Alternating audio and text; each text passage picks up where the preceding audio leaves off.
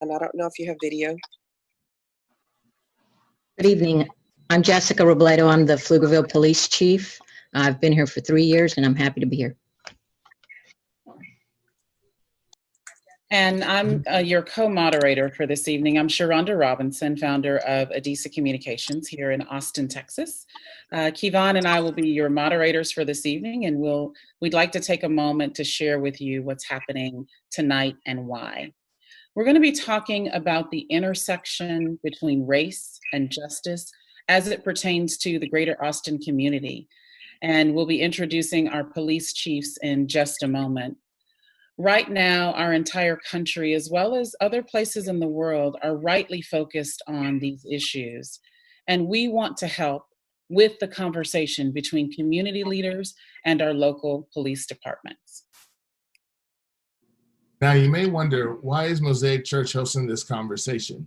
We believe that the church in America needs to play a large part in doing and supporting anti-racist work, bridge building, and the work of racial conciliation.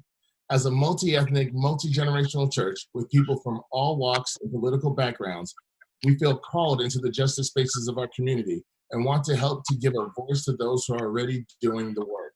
Shuronda, thank you for being here. You've been a part of this work for quite a while. Will you take a moment and briefly tell us why it's something you've dedicated your life to? Sure. As a Black woman, I am deeply invested in breaking down structures of white supremacy and racism at the individual, systemic, and structural levels. And as a mother of 3 Black boys, young men, actually, I want to have peace around their interaction with police officers. And I want to be part of the conversation where we re-envision and reimagine what police officers could look like as peacemakers in our communities. That's so important. So important. For me, this is important because to me, racial conciliation means everything to me and my family. So not only am I the son of parents, but my father proudly served in the U.S. Army. And as far as my immediate family is concerned, my wife, she's white, and my children are biracial. So racial conciliation has first happened in our home. And we believe that it's something that should be lifted up throughout the nation. Finally, for me, I'm a Christian, and as a follower of Christ, I believe that his call to love one another, to love our neighbors, ourselves, that's paramount to everything else. This would mean that all people in this country are equal and should have equitable treatment by not only the government and the power structures in place, but by those who call themselves fellow Americans. So there's healing that needs to take place in this nation, and I'm committed to seeing that happen. Now, and tonight, as the conversation unfolds, we want to do our best to create a safe space to have these hard conversations. We believe that we can help to create understanding and increase connection, transparency, accountability, and visibility between the community, and specifically Black people, and those who have sworn to defend and protect it. The purpose is not to pass some resolution, but to hear from people to create a fuller understanding and hopefully a better path forward. We have with us a group of concerned citizens and community leaders who have a vested interest in our city and want Greater Austin to be a better place for all people. Now, we might get into some tricky stuff tonight, but we have intentionally created space to that. So thank you to everyone who is on this call for lending your time and voice to this critical conversation. And a special thank you to everyone who has put in work to make this happen. Thank you, thank you, thank you. Now, we want to show honor to all of our panelists tonight. We understand that it's rare to have community leaders and multiple police chiefs in one space and at one time. We acknowledge that there's complexities with that, but we also understand the necessity of conversations that lead to lasting change. So I'm going to go through and I'm going to introduce our panelists. And for right now, we're going to just start with the police chiefs. So for our first one, I'd like to introduce Police Chief Mike Harmon. Hi, good evening. My name is Mike Harmon. I am the interim chief of police for the Cedar Park Police Department. I've been with the department 22 years, and I'm happy to be here tonight, and I look forward to good, productive conversations that we're going to have. Next up, I'm going to introduce Police Chief Brian Manley. Good evening. My name's Brian Manley, and I'm the police chief for the Austin Police Department. I've been with the Austin Police Department for 30 years, and I too, like Mike, am glad to be with everyone tonight at really a pivotal moment in our country and a pivotal moment for our profession. So I thank everyone for joining us. Next up, we have Chief Greg Minton. Hello, everybody. Greg Minton, and I proudly serve as the Chief of Police for the Leander Police Department. I've been with the City of Leander for the past 25 years, Chief at the last 8 years, and I was definitely honored and privileged to be, as one of the smaller departments here, to be asked to be part of this conversation. I think that's how things start, is with people talking. So thank you for the opportunity to be able to, for you to listen to what I have to say and then having interest in that. So thank you. Our next chief that we have is Chief Jessica Robledo. Good evening, everybody. Thank you for the opportunity and the invitation. I like what I'm hearing. I'm hearing healing. As a Latina chief, female chief, I understand that, and I know what that means. So diversity is very important to me. I'm honored to be here. I've been with the Pflugerville Police Department for 3 years as their chief, and I retired from the Austin Police Department, and I worked for Chief Brian Manley when I retired. Thank you for being here. I want to give a shout out to Chief Alan Banks, who is the Round Rock Chief of Police. He wasn't able to be here tonight, but he was very instrumental in helping this get off the ground. So thank you, Chief Banks, for what you've done to make this happen. Now I'm going to introduce our community leaders. First up, we have Bree Branscombe, and Bree is a student at the University of North Texas. She is originally from the Austin area, so I'm going to give it to you, Bree. Hi, yeah, my name is Bree. Like you said, I'm a student at the University of North Texas. I was raised in Leander, and I've lived in Austin for the past year of my life. I'm very passionate about civil rights and civil equity because I've grown up with the Black Lives Matter movement. I've grown up with, since I was 12 years old, watching videos of Black boys and men and girls being brutalized. So I'm very determined about making that end so that the next generation is not raised with the same trauma that mine was. I'm very excited to be here as well. Thank you, Bree. Next up, we have Tanya Jefferson. Hi, hope you all can hear me, and I have video as well. My name is Sergeant Tanya Jefferson. I have been an employee at the Austin Police Department now for a little over 23 years now, and I am grateful for being a part of this interaction because this is something that's well needed, and thanks for inviting me. Next up, we have Justin O'Hurry.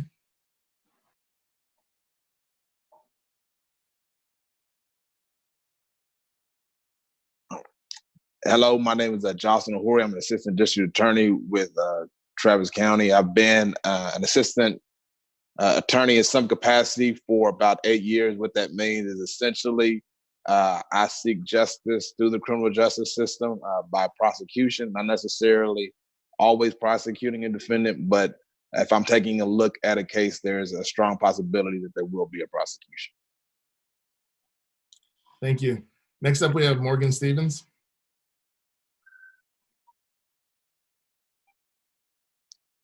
Hi, everybody. This is Morgan. I am the lead pastor at Mosaic Church. I've been with Mosaic Church off and on for 20 plus years, and the lead pastor for the last 10, and I love to call Austin home along with my wife and 4 children, and very honored to be on the call with all these leaders and difference makers tonight.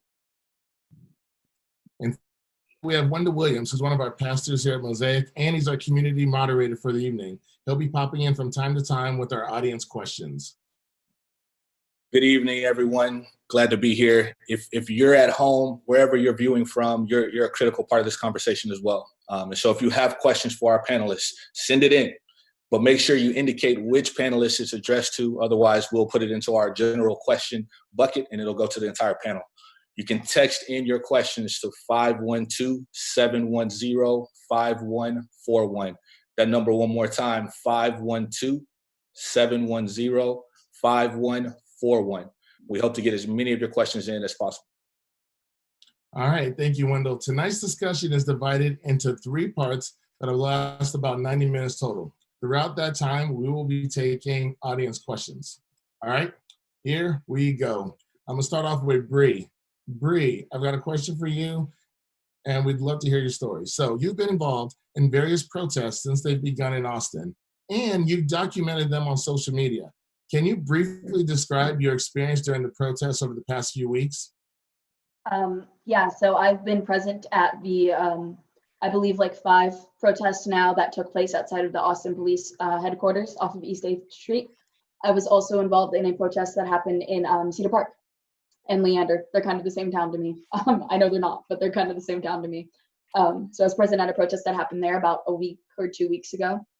I would say that my experience at the Austin protests in particular has been horrifying. I was there the Saturday and Sunday that in which the most acts of violence were taking place. I was maced directly in the face by a police officer with my hands in the air because I asked him why he was laughing while we chanted Black Lives Matter. I was shot at and tear gassed when I was never even on the highway. Shots still landed around me. I'm very lucky I didn't get hit.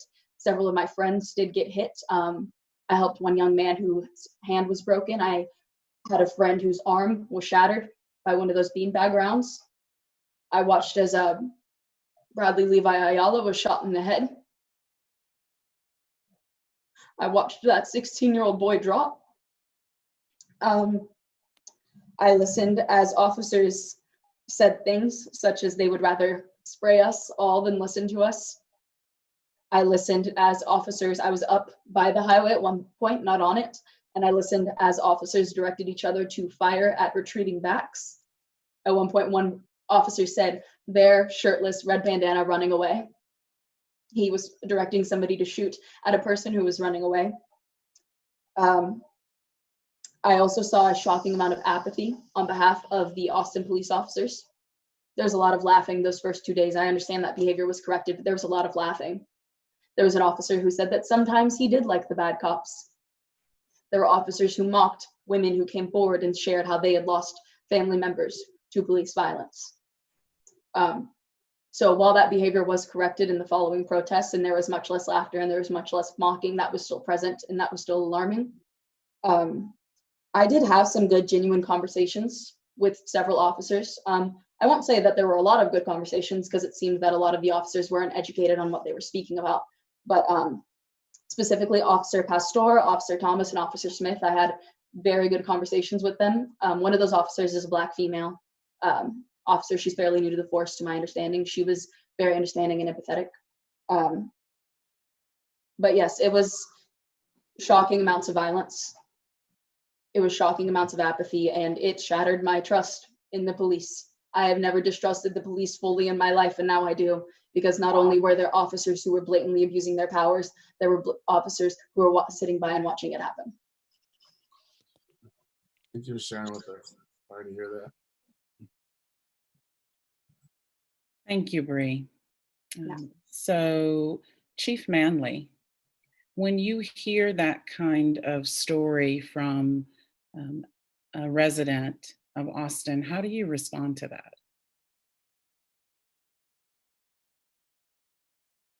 That obviously does not exemplify the behavior that we expect of the men and women that are serving at the Austin Police Department or any police department. As I think is well aware, we have many different reviews going on over that weekend. Austin has been home to much civic activism. We are a city that regularly hosts demonstrations, having the Capitol right down the street from police headquarters. We regularly work these types of demonstration events. We did see events that weekend that were very different than what we've seen here in Austin over the years, with the actions that some of the protesters were taking. Again, what we had was a demonstration that was very needed, a conversation that needed to happen over issues that are occurring in policing around the country. But we saw people move into that movement for the wrong reason and throw rocks and bottles, and we had someone making Molotov cocktails. And so we saw things that were very different in this protest. But what we also are looking at right now is our response. It became readily apparent after that first weekend that a tool that we have had for many, many years now, and that has never performed or created the type of injuries that it did this weekend, did not work in the manner in which it was used. So we made immediate changes, but it is not at all exemplifying the conduct that I expect of the men and women of the Austin Police Department, or I know my peer chiefs on this conference would expect of theirs, to hear Bree describe it the way that she did. Thank you. But how do you get there, right? That even happens to begin with? Well, again, I think that's part of the ongoing review, is to find these instances, and that's what's happening. Is we have assembled multiple teams that are going through all of the videos that were taken that weekend. Every officer that was working had a body-worn camera. So it's important that we hear from those like Bree and others that had that experience, so that we can find those instances and understand what happened, so that we can take corrective action where necessary, and we can look at processes and people as well, once we truly figure out exactly what happened in each of these interactions. We know that we had some people that were seriously injured, and again, it's with a tool, a weapon, a less lethal weapon that we have used for many, many years, and we've never had outcomes like we had this past weekend, or the first weekend of protests. So for any of the other chiefs, what role do you feel like police officers should play in those kinds of protests? Based on Bree's account, people were antagonized, and officers incited violence. What role should police officers play when American citizens are protesting? Shuronda, excuse me, Mike Harmon, interim chief of police out in Cedar Park.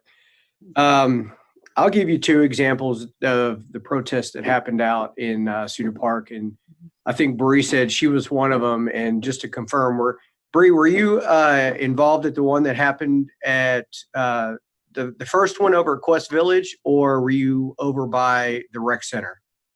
Do you remember? Village. I couldn't go to the rec center one, but I was at the Quest Village one. Okay. So that was our first one in Cedar Park, and it went very well. It looked like it was well organized. The protesters were very prepared. It was hot that day. They had a tent. They had plenty of bottled water. We actually had water on ice here at the PD because we're probably a half a block from that park. So just in case they needed anything additional, we were able to provide that assistance. And, if you drove by, the participants were holding up signs. They were very polite, very professional, very courteous. We didn't have any complaints. They actually finished their protest here on the front plaza of the PD, which they actually marched down the side using the sidewalk. They used the crosswalk, which is right in front of the PD. There's a four-way intersection right here. And they finished right in front of the police department, and there were no issues. The police didn't get involved. They at no time was there a request made for us to come out and interact or anything like that. We just wanted to let them get their message out and be heard. The second one we had, which was last Friday, over at by our rec center in Cedar Park. And the young lady that organized it, her name was Ashley Thompson, and she's a University of Texas student that graduated from Rouse High School out here in the Cedar Park, Leander area. Very polite young lady. I actually met her and her family, and I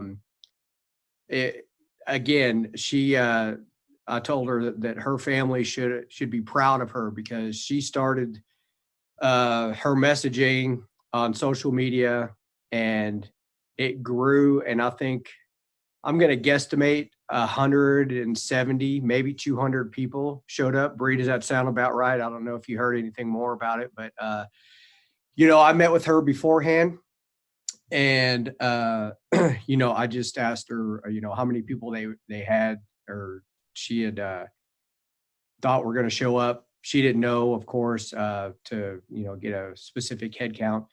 But I just told her, I said, we have officers that were specifically assigned to the protest in the event that something did happen, which jeopardized their safety, because we were also getting word there could have been counter protests. But again, she did an outstanding job. They did a very long march. I'm guessing maybe over 2 miles in the hot sun on that day on hot pavement. And we blocked off intersections.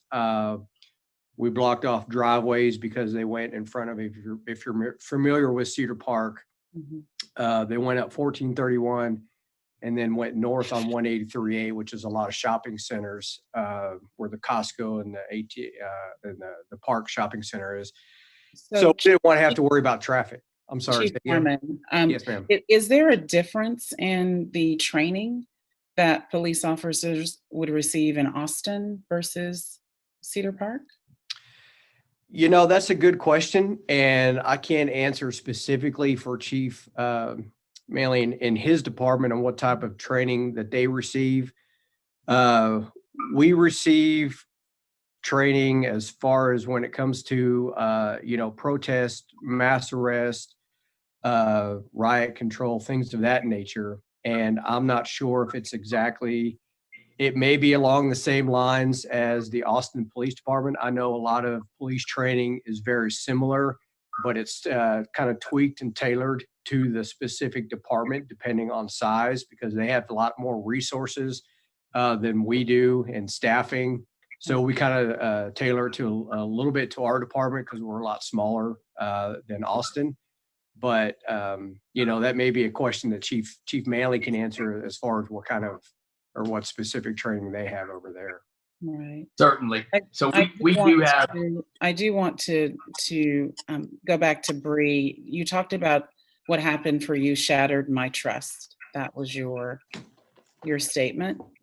Have you heard anything tonight from Chief Manley that helps to rebuild that? No, I have not. Okay. Chief Manley, I also listened to the city council meeting in which I believe it was Bradley's cousin spoke to you. So I've been listening to you and I've been looking for reaction for you, and I have heard nothing that would instill trust of the police in me or trust of APD in me ever again. It seemed interesting to me that you tried to highlight instances in which the protesters may have been violent. I would like to remind just everyone that may be listening that these officers were in full tactical gear on Saturday, which was arguably the most violent day. I was there from noon to just before midnight. I left after that car got set on fire, which was unacceptable, but I left after that because that was wearing. But I was there all day. I was witnessing what was happening all day. There was not large-scale violence on behalf of the protesters. There was water thrown. There were water bottles thrown, and while I understand you might not always know what that liquid is, I don't think that warrants getting shot in the head. I don't think that warrants indiscriminate firing into crowds of hundreds of people. The rocks that were thrown, I've seen that the larger ones get put on social media. I would say that that is a vast minority of rocks that were thrown, which again, that's not acceptable, but most of them were about that big. Most of them were not a threat. If somebody threw a rock that big at an officer in full tactical gear, they were still shot.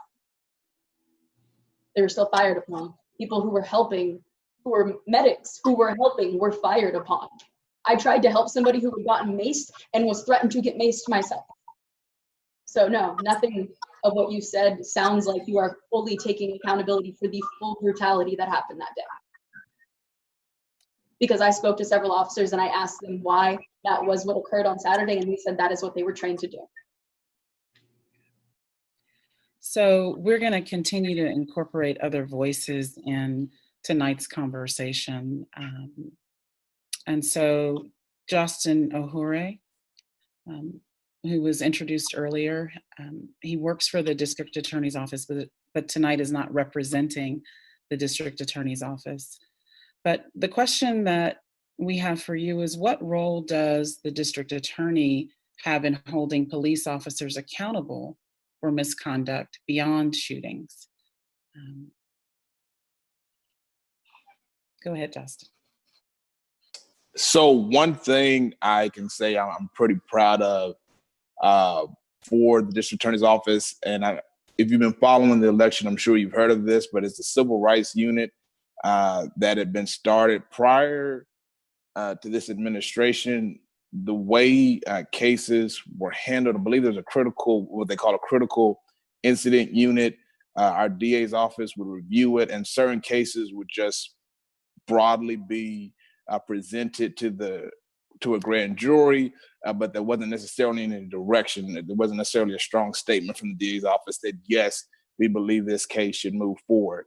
And the way it works now is that if an officer uses excessive force, either through a shooting or just any other type of excessive force, again, there is a critical incident unit within APD, and those incidents are reported to the DA's office. They're reviewed by a team with the civil rights unit, and they make an assessment about whether or not the case should go to grand jury. And if the case does go to grand jury, my understanding, and I don't work on that unit, but my understanding is that the purpose of taking it to the grand jury is so the officer can be indicted.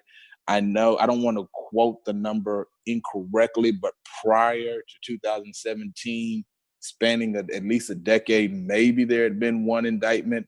Since 2017, I know there have been at least, I want to say, somewhere between 12 and 17 indictments. I don't want to get the number incorrect, but there are ways that is handled. The other thing is, if an officer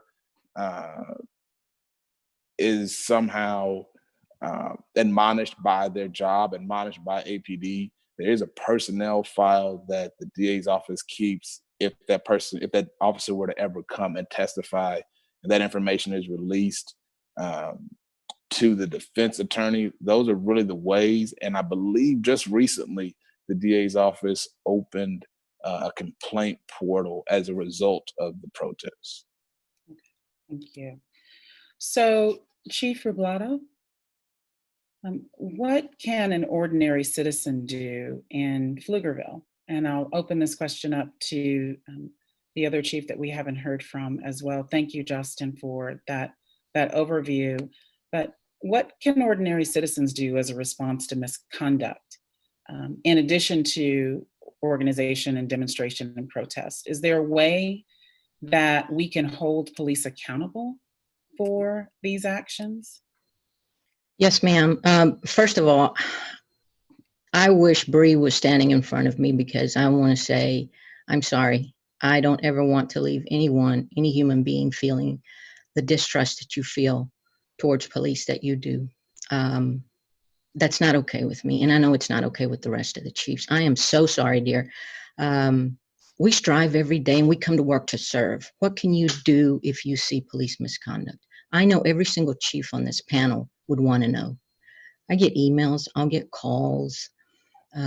We advertise on our website, I think every agency does, on how to file a complaint. I want to know, just like every other executive wants to know if officers are not representing the mission and the vision of our agency. They're an extension of our leadership. And if that behavior is poor, then we're not doing what we need to do. I want to know. We will hold ourselves accountable. I'll tell you this, though. I think that you cannot compare apples and oranges. You've got Austin, it's the capital of Texas. You've got Pflugerville, that's smaller, Cedar Park, that's smaller.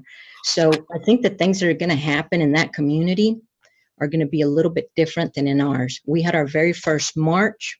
We organized with Black Pflugerville. We marched with them. It was peaceful, just like it was in Cedar Park.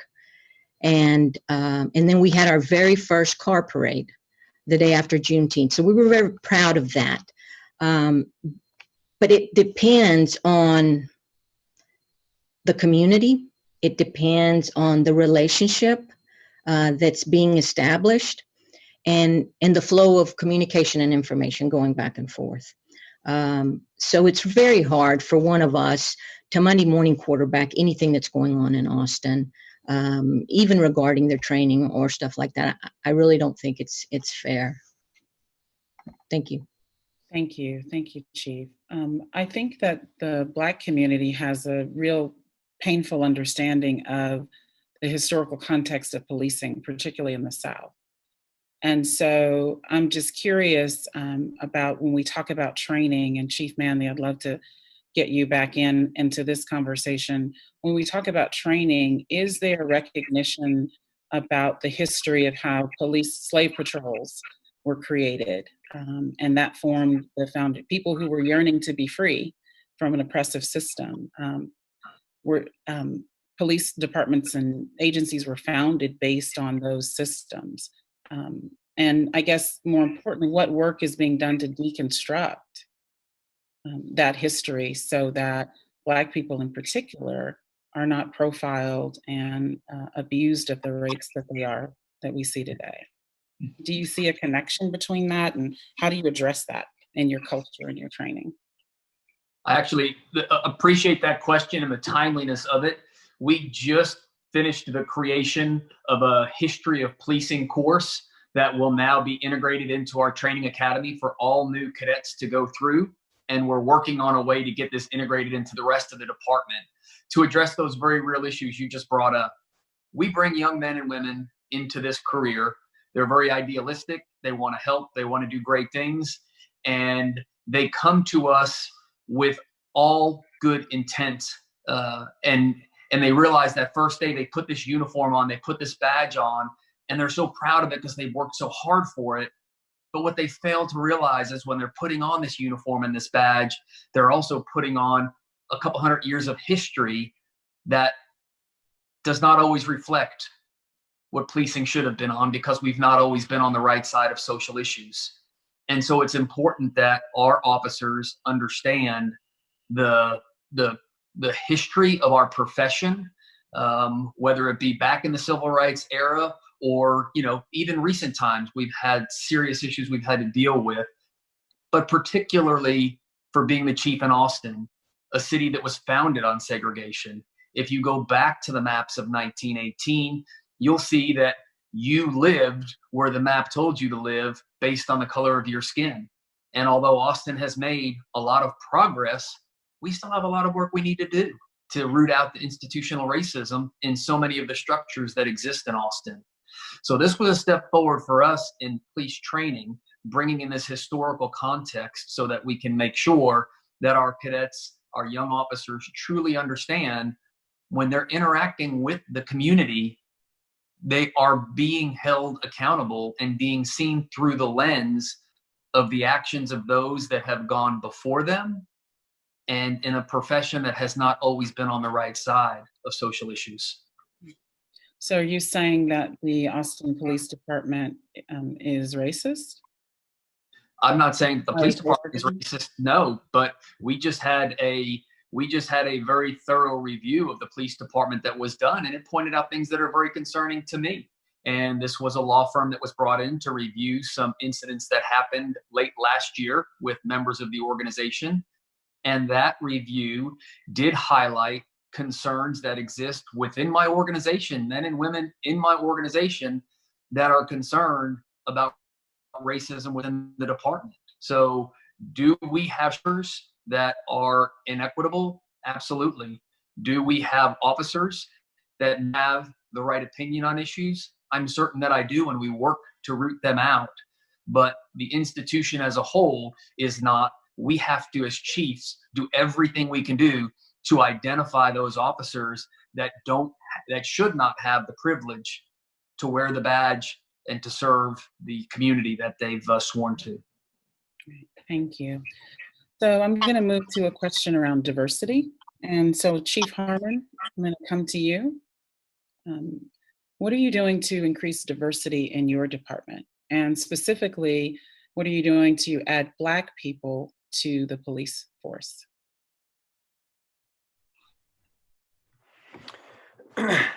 So So good question, Shuronda. So we've kind of changed our recruiting techniques, and what we're doing now is becoming more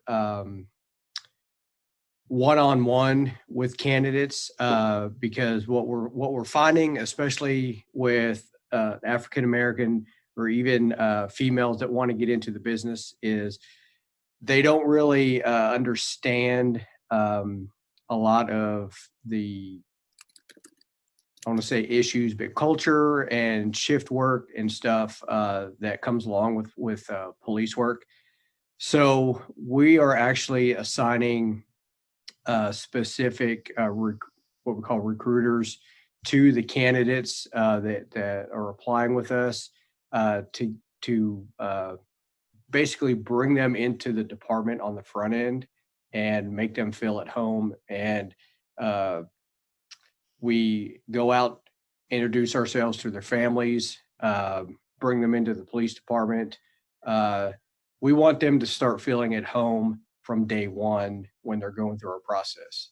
And we feel what we've seen so far is, that's made a difference. Of our environment here is more of a kind of a, let's say, hometown friendly atmosphere, if you ask the majority of our staff that works here.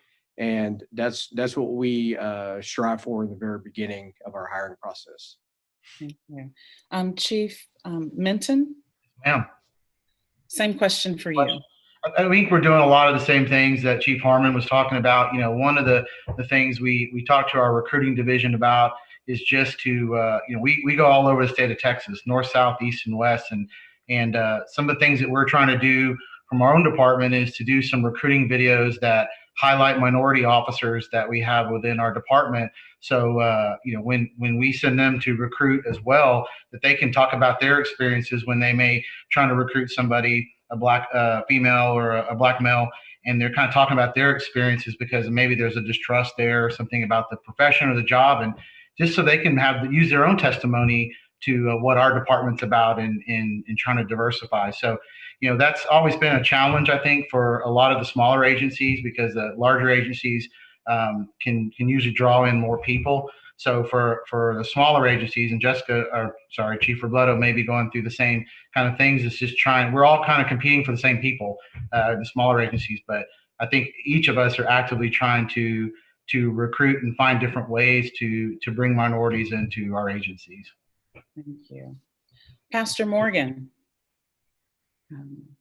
So some would say that social justice and saying such things as Black Lives Matter are incompatible with the Holy Scriptures.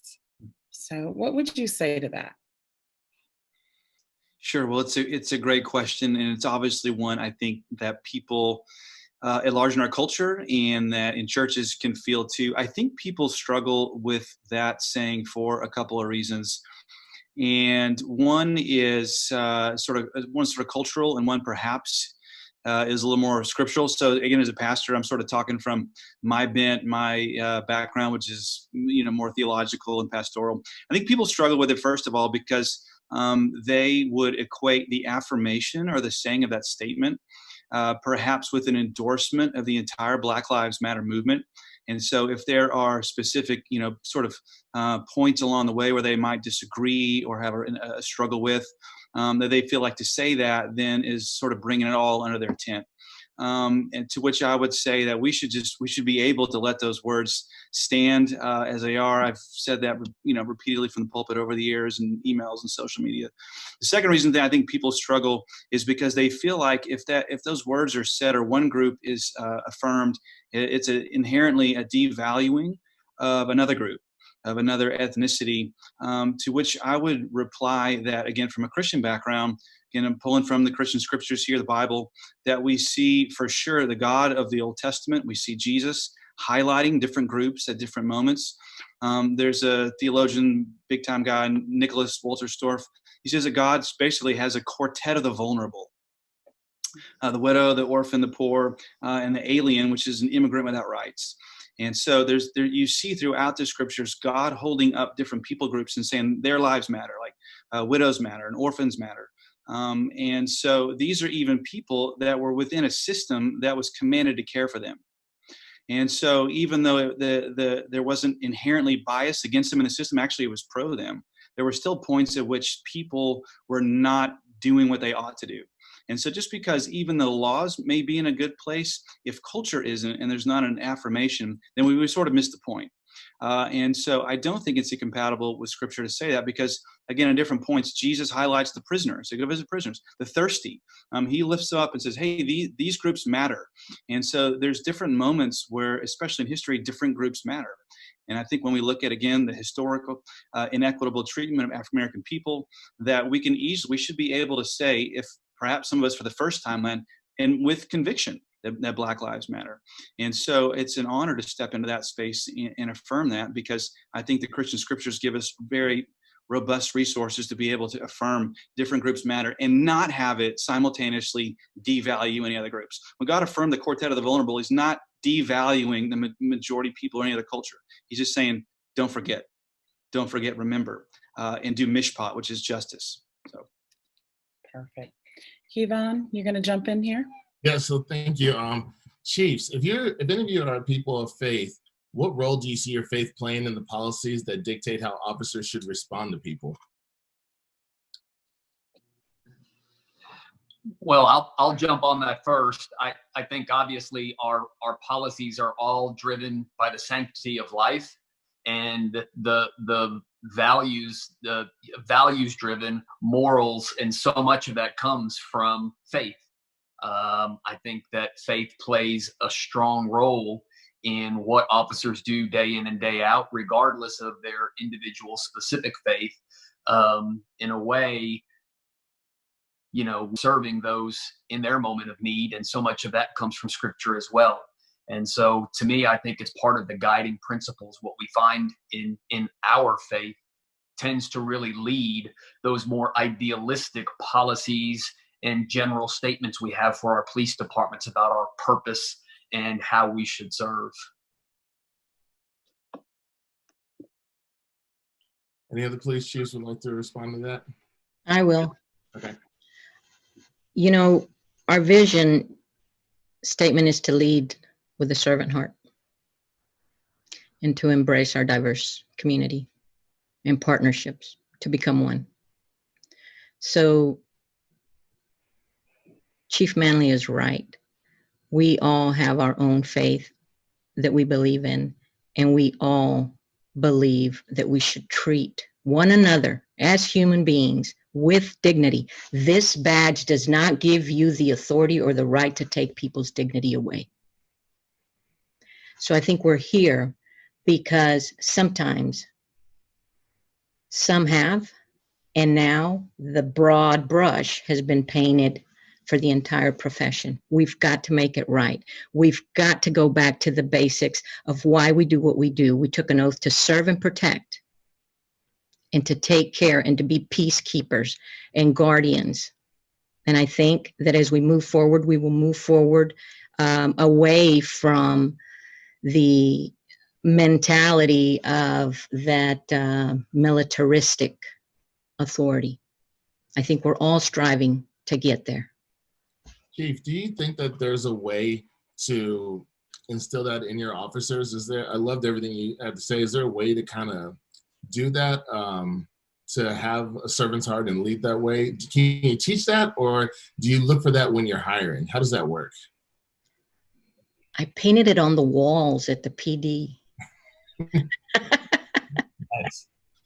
So when they walk in or they come in to see me, it says, big old letters, lead with a servant heart. So we not only say it, we see it. We practice it, one public contact at a time. Thank you, ma'am. Thank you. I'm going to switch up just a little bit. Sergeant Jefferson, as we're talking about servant's heart and we're talking about how we lead, being a Black woman and being a detective, what are some of the struggles that you have had? Do you feel torn between two identities? What do you think? What do you wish people knew about Black police officers?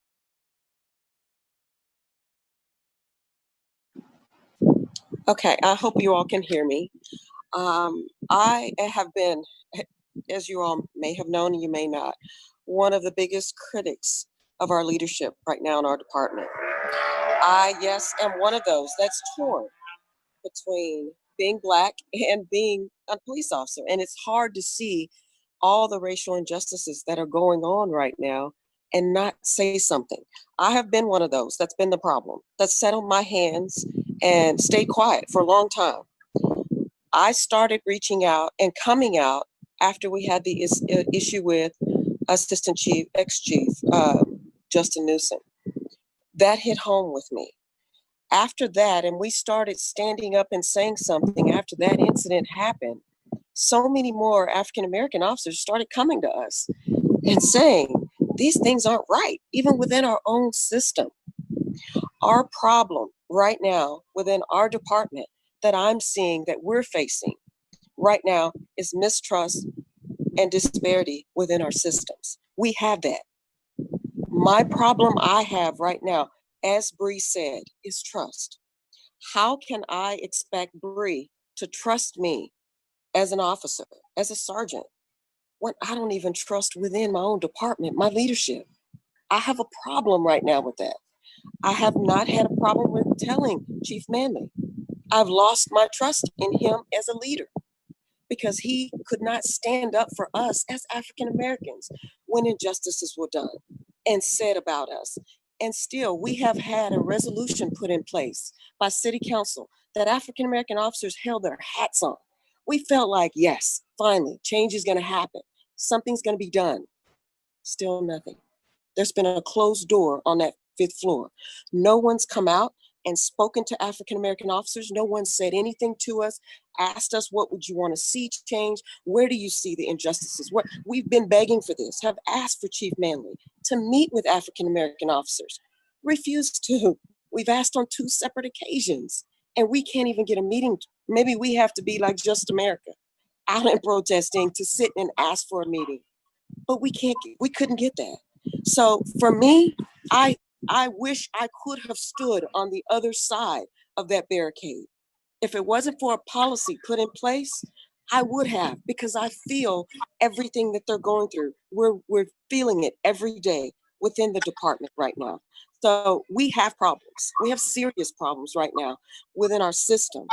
And if we can't change those problems in our system and the culture in our department, we can't expect the citizens to trust us, and we can't expect change to happen. It's just not. Can I weigh in? Yes, please. Certainly. So specifically to some of the points that Sergeant Jefferson just brought up, I actually had the president of the Black Officers Association in my office today. We've met several times. He knows that I'm more than willing to come out with the association. With all of the COVID restrictions right now, obviously there's not opportunities to have those meetings. He and I talked very frankly today about some of the concerns of what's going on in the organization. And one of the pleas that I made to him was to encourage his membership to promote, to move up the ranks, to have a larger voice and greater opportunities in the organization so that, again, you can have more impact on change. So that report that came out did indicate a lot of concerns within the department, concerns that we've taken very seriously, to the point to where we brought in an outside consultant who we just began meetings with last week.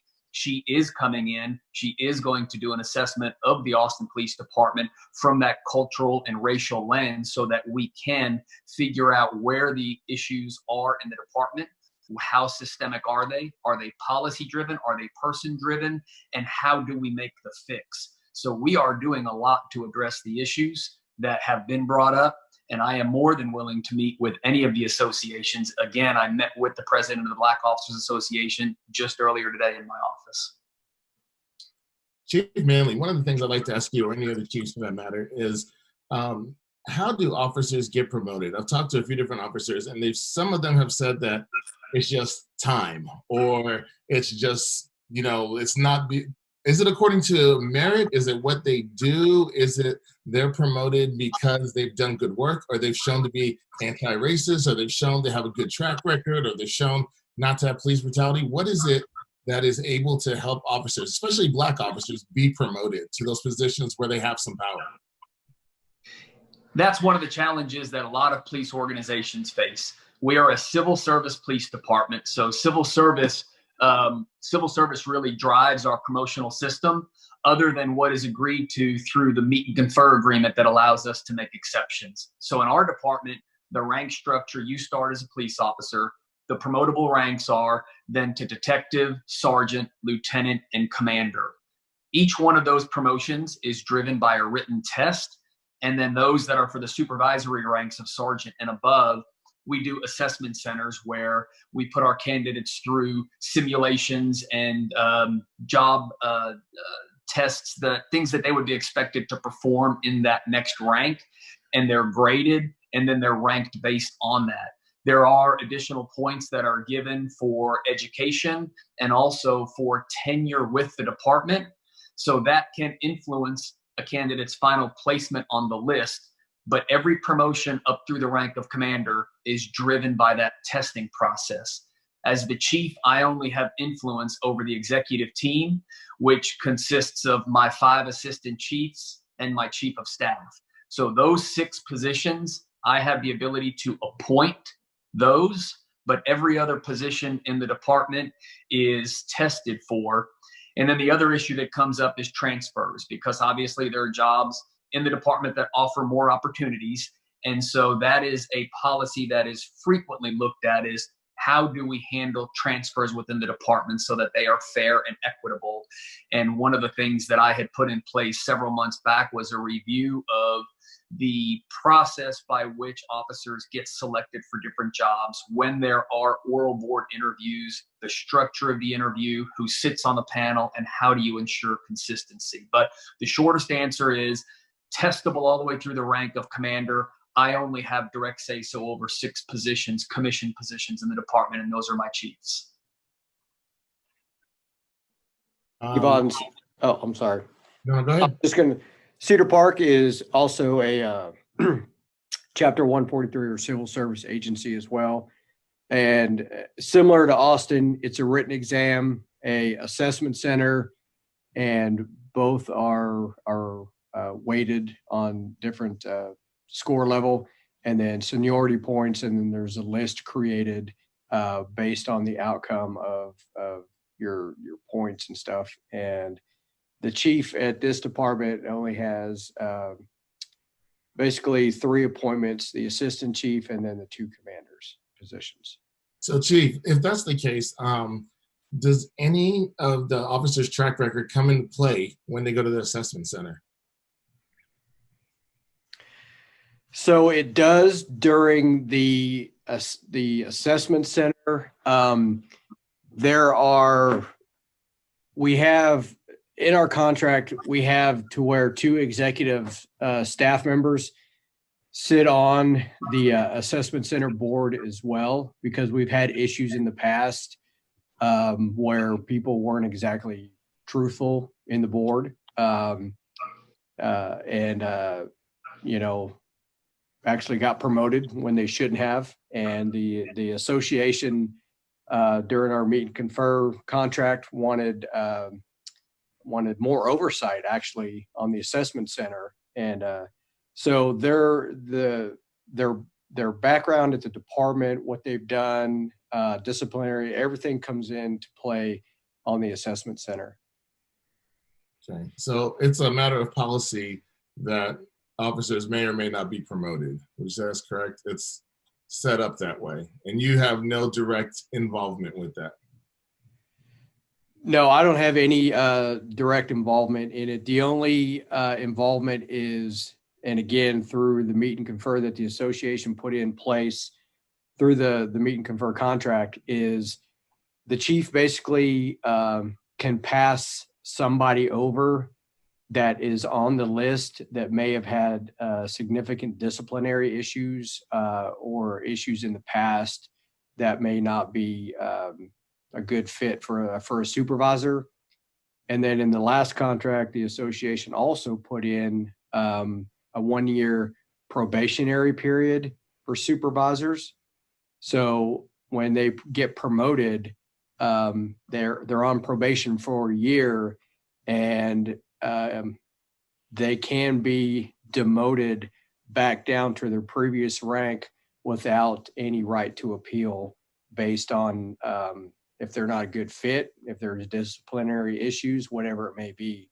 That's the option for the Cedar Park Police Chief here. And Keivon, I think we've got a question from the audience, but what I would love to hear just quickly from the other chiefs, how their departments reflect their communities from a diversity standpoint, and particularly Black officers. So if you could jump in quickly, and then Wendell, it'll go to you. Yeah, let me see if I pop up on here. So yes, that's something, like I said earlier, that we are trying to reflect. I think the most important thing is to kind of have your department reflect your community, and I don't have those numbers right now and exactly where Leander falls on that, but over the last I want to say 3 or 4 years, we've been able to hire that I know of off the top of my head, three Black officers to our department. So our numbers are definitely increasing because, again, we know our African American community is also growing here, so we want to try to be as representative. So kind of goes back to that recruiting piece and trying to do videos that and reach out to those in our minority community to try to attract Leander, to make Leander a place that they would like to come to be and work. Thank you. Chief Robledo? Thank you. We've got 4 African American officers, 1 Filipino, 14 Hispanic, 10 females, and I'm the first female Latina police chief in the history of this organization. In the last 3 years, I promoted the first African American lieutenant in the history of this organization.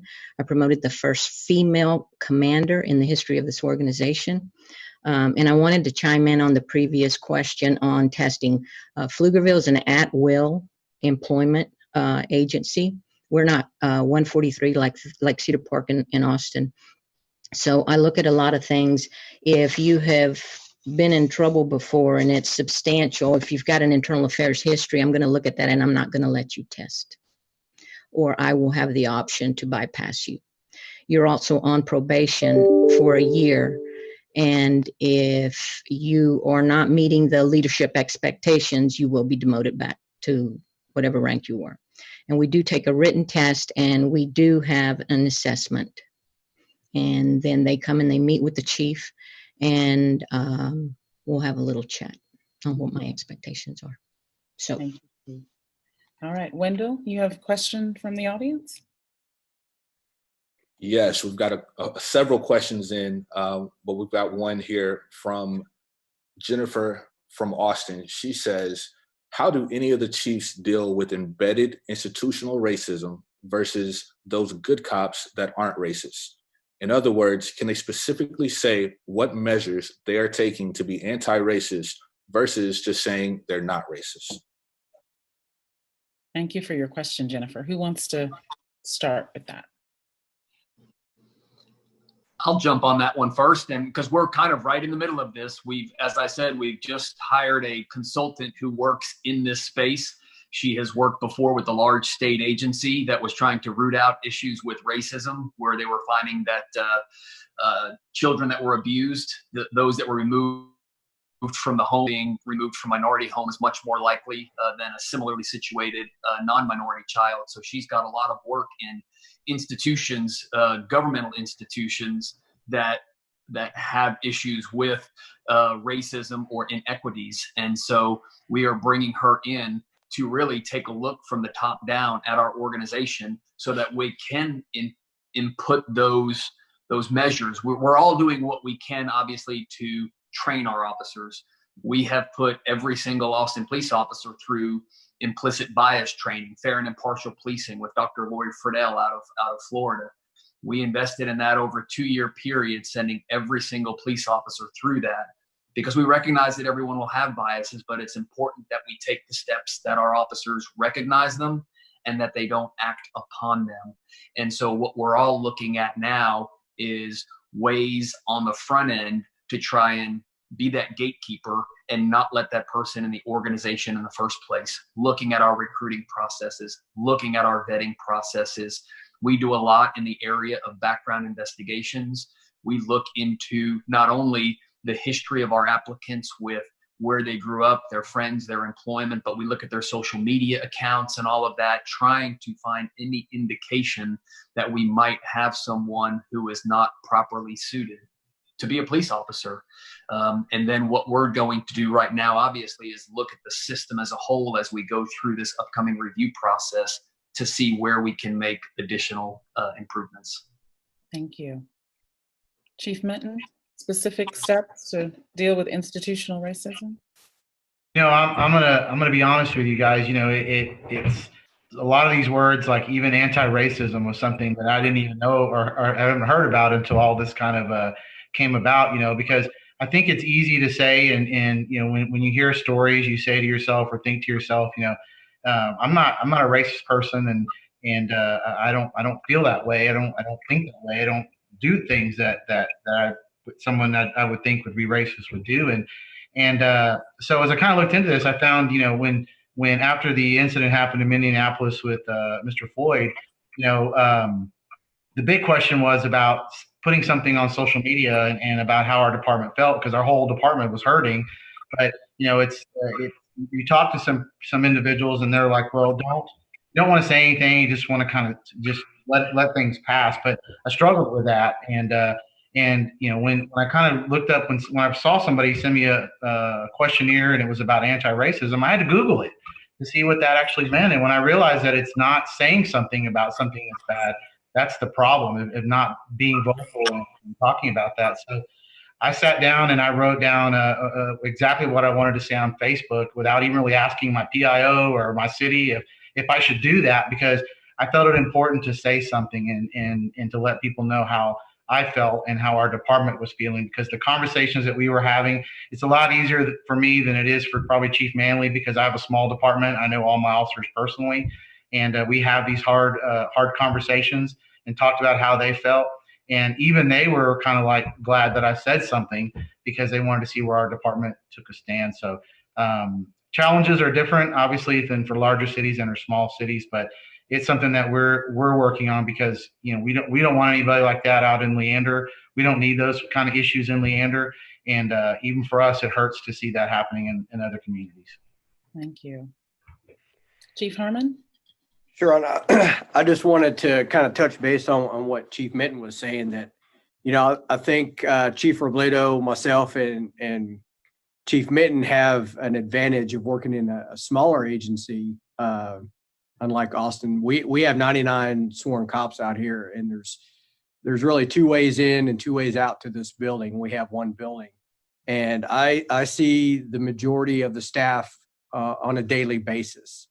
And, you know, a message gets around our department fairly quick from my office up here, whether it be in person or via email or anything like that. So I think, you know, having a smaller department is a little bit to our advantage, because I know, or I can speak for myself, that I am involved in the hiring process pretty much throughout the entire process, because I can just literally walk down the hall to my professional standards division and ask questions all day long, or they can come into my office, because basically we're in 1 building. So I think we have a little bit did my video go off? A better pulse on the applicants that are coming into our agencies. Thank you. Chief Robledo, and then we're going to switch over, and Keivon is going to lead us in a conversation around police reform. Yes, ma'am.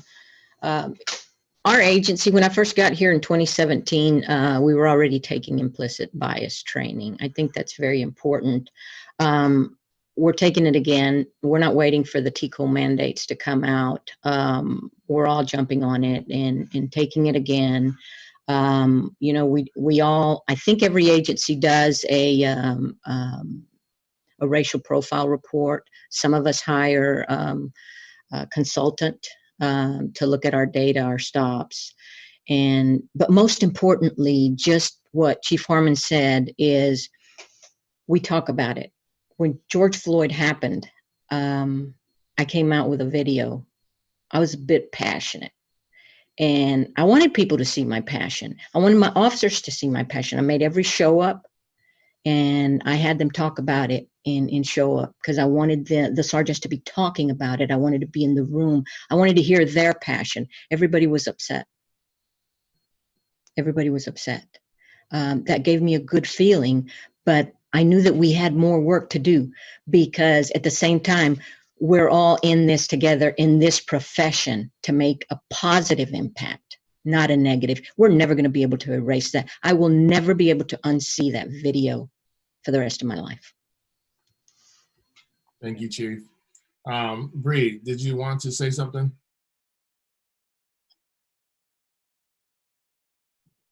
There we go. I'm unmuted. Yes, I would like to, so Police Chief Manley, you referenced the Tatum report. I'm familiar with its findings. I am familiar with the actions of that. I believe it was a commanding officer. Please correct me if I'm mistaken, but I'm familiar with his conduct within your department. I know what he said. I know how he behaved. I personally find it extremely hard to believe that you were not aware of that behavior prior. And I'm also aware that that officer was allowed to retire. So my question for you would be, how are you checking the racism that is within yourself? Because you are comfortable allowing that conduct to continue in your department. You do have some work to do with racism. Well, am I muted? I think if you've seen my response to that was an incident that was brought to our attention without the specifics behind it. And as far as the assistant chief being able to retire, that was because the president of the Austin Police Association let him know that an investigation was about to begin. And the way the system works is he was able to get in his retirement papers before that investigation was launched, because he was tipped off that it was about to begin. So that was beyond the control of us to handle whether or not he was allowed to leave with his benefits. So Keivon, do you want to move the conversation to police reforms? Yes, let's do that. So one thing that we want to talk about, we're going to shift into a different section. Thank you guys for continuing to be with us. We really appreciate it. We're going to transition and do a couple different things. The first thing we're going to talk about is the idea of defunding the police. Now, I want to take a moment to define the term, as well as ask some of our guests to speak into these things for the sake of clarity. So people have different things that they're talking about, but I want to talk a few different examples when we talk about defunding the police. One part of the conversation is through the lens of police reform. That can be seen in various forms, many times, including a change in police policy, such as abolishing chokeholds, ending no-knock raids, or requiring body cams for all officers. Now, some of these reforms provide broad, wide-sweeping change, while others have incremental change. Another part of this conversation revolves around divesting or reallocating funds. This involves taking funds that have been previously set aside for a police budget and putting them into other departments or community efforts. For example, one we've heard a lot is about mental health. If emergency services are called in regards to someone's mental health, after a reallocation of funds, a mental health specialist will be called to assist the caller instead of the police. Now, the last distinction that I really kind of need to note is abolishing the police. This is a call for starting over the justice system in which we no longer have law enforcement officials. Now, there's various forms of this, and there's various parts related to this, but the common part is that citizens would police themselves. Chief Minton, I'm going to come to you first with the first question. What does it mean to you to defund the police? And do you feel that people are accurately articulating the difference between police reform, divesting and defunding, and abolishing the police? So the first part of that, when you took the mouth mute, when you talk about defunding, when I first heard that kind of come up, it was kind of like, okay, what does this exactly mean? So I had to kind of dive into it and look at different things to figure out what does that mean. And as you said, it all comes around funding. We're talking about money. And I think it's also based around what the three things that I kind of found that were the kind of the topics that people were really talking about were the social issues dealing with poverty, mental health, and homelessness. Like we said earlier, at our department, we're a lot different because we don't have an impoverished area, and we don't have any homelessness per se that we may have on larger scales. But I think what you see is what you said is the mental health concern and crisis that we have. Because right now, officers who graduate from the academy, they only have 40 hours of training dealing with crisis intervention. And then if they want to be a mental health officer, they'll go to another 40 hours of training, and so they've got 80 hours or maybe 2 weeks worth of training to deal with an issue that we've had people who have PhDs in medical and psychological in dealing with this. So, I think when we hear about, police having to deal with some of these things that, that when I hear defunding, I look at a way of that, hey, do we shift some of those funds over to fund mental health professionals to respond to these calls that you're talking about? Now, the only thing I know, sometimes in a mental health situation, having an officer not go at all, depending on what crisis that person is, does an officer need to be there?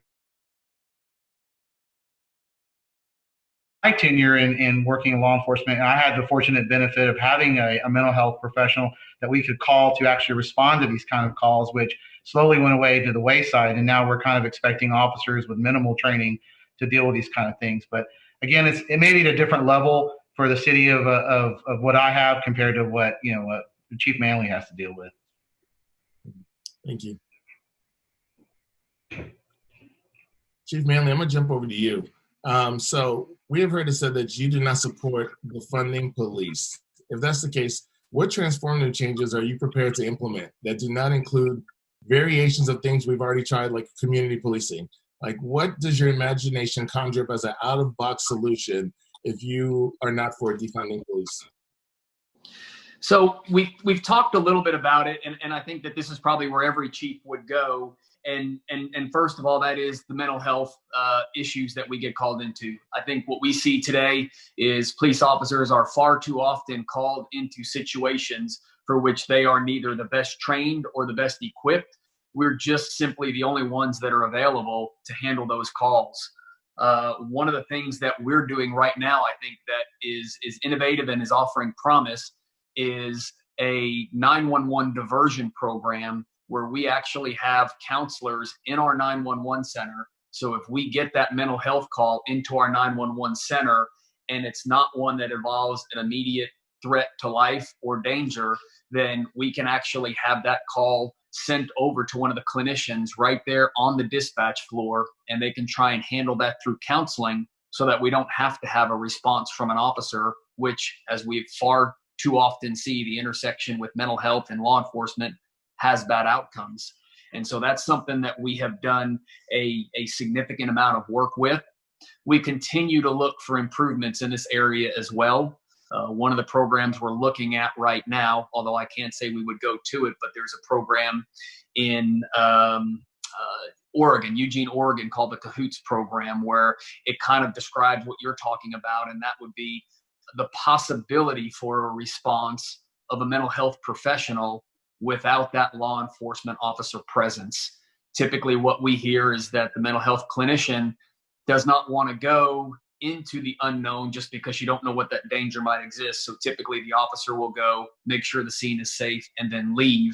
So this is an area where I think as we lead into the future, that we can have a significant impact on police interactions with the community, and hopefully have more positive outcomes for those that are experiencing some kind of a mental health crisis.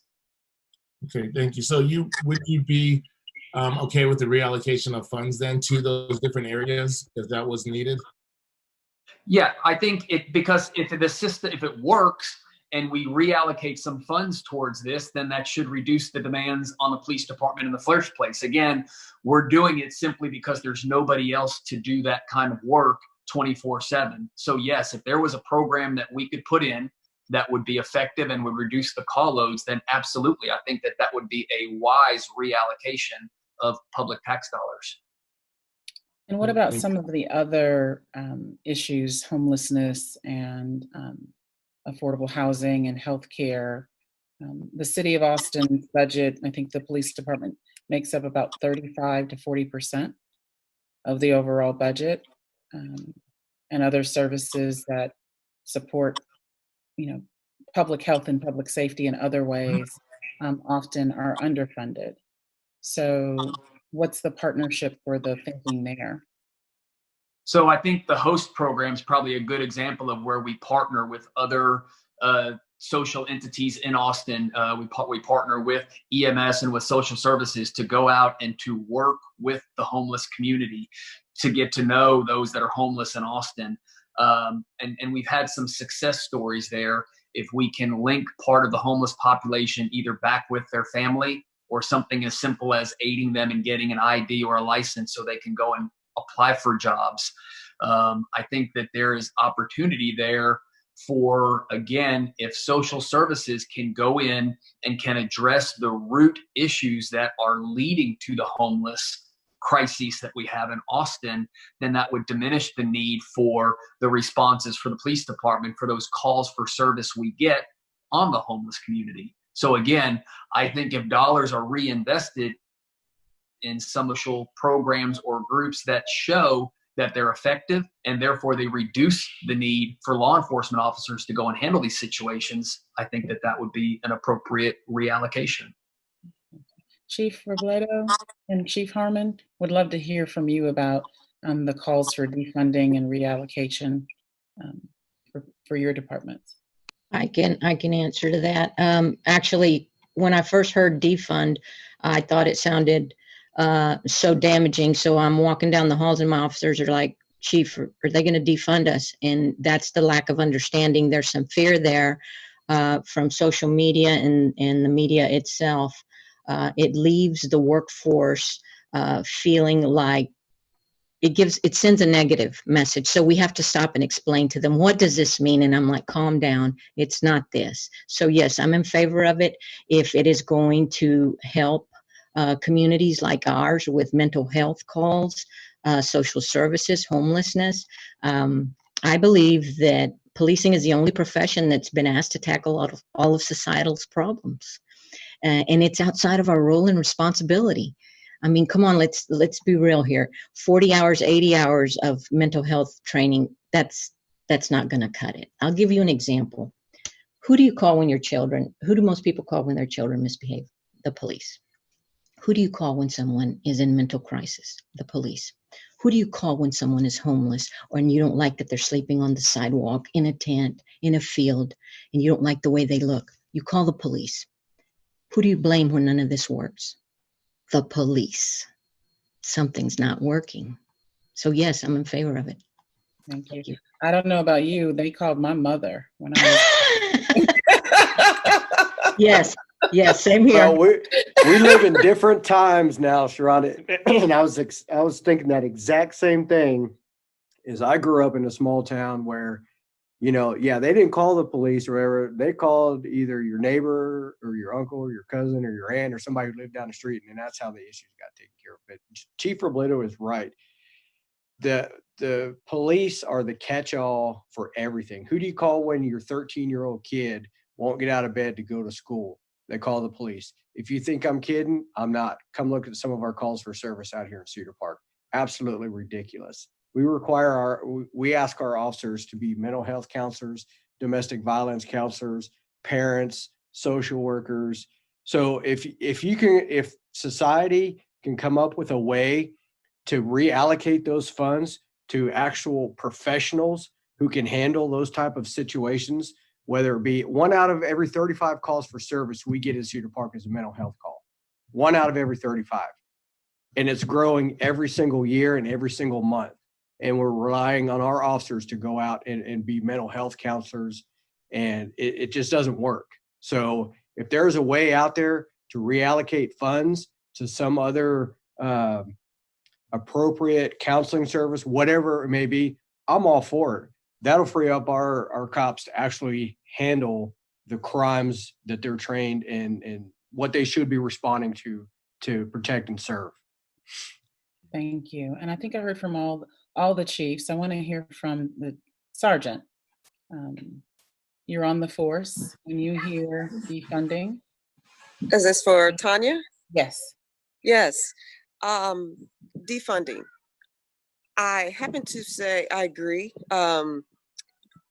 There's a lot of areas within the department that we can actually move around, different personnel, things like that. So when it comes to defunding, I happen to agree. If it's going to help with the homelessness and things like that, because I have officers right now, I have 9 that will have to sit on a city cleanup and watch while they clean underneath the bridges. And that was an all-day assignment for my officers to sit there and while they do this. And that was because they do have some people that are protesting, things like that, that affect the cleanup.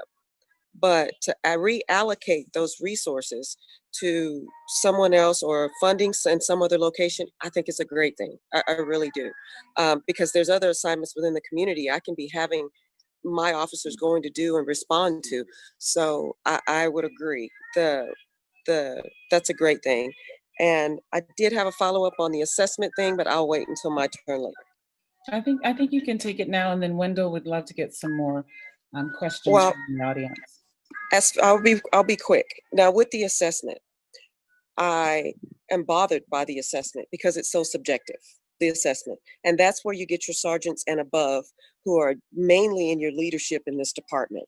So when we take a regular test is taken, and with that regular test that's taken, if they literally score high. We've had 2 African-American officers, I'm going to put it out there. We've had 2 African-American officers that have taken this last assessment for a lieutenant's test.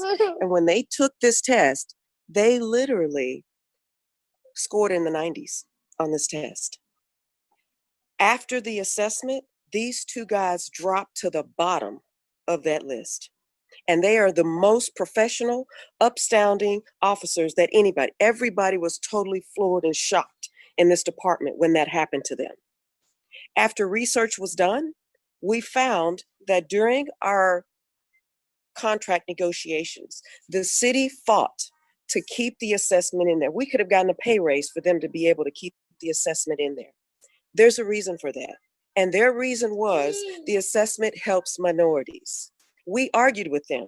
How can you tell me that that helps minorities? Unless you tell me I'm walking in that assessment center and with the color of my skin, I get 5 points, there's no way that's helping a minority on an assessment test. But what happens is those test scores are sent back to the city before they're published to us. So whatever happens with those test scores happens. And what we've done on research, we have someone that's done research. That minority is your white female.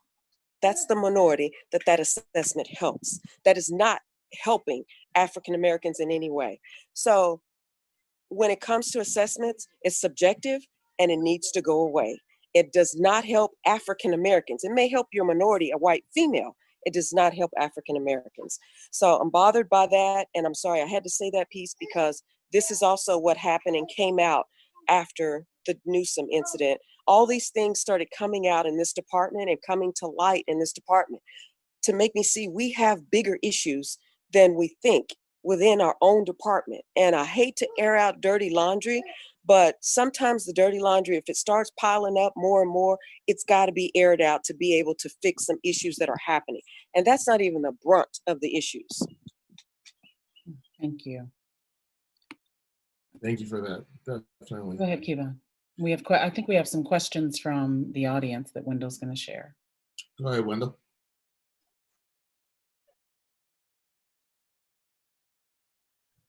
All right, we do have several questions coming in. Thank you guys for sending those. Keep them coming. This question comes from Corey from Leander, and she asked, how can you instill confidence in law-abiding Black Americans to conceal carry their firearms if they have concealed carry license given current events? I'll ask that one more time. How can you instill confidence in law-abiding Black Americans to conceal carry their firearms if they have a concealed carry license given current events? Chief Minton? Well, I mean, it may not be a popular thing, but I'm a pro-gun guy, so I always encourage anybody that's got a license to carry that they should be able to carry their firearms. So, you know, I'm going to be honest, I don't really kind of understand the question, I guess, because, you know, I don't think we've done anything. I hope there's nothing we've done to instill in our community that they don't, in our African-American community, they feel that they can't carry their weapon within our community safely.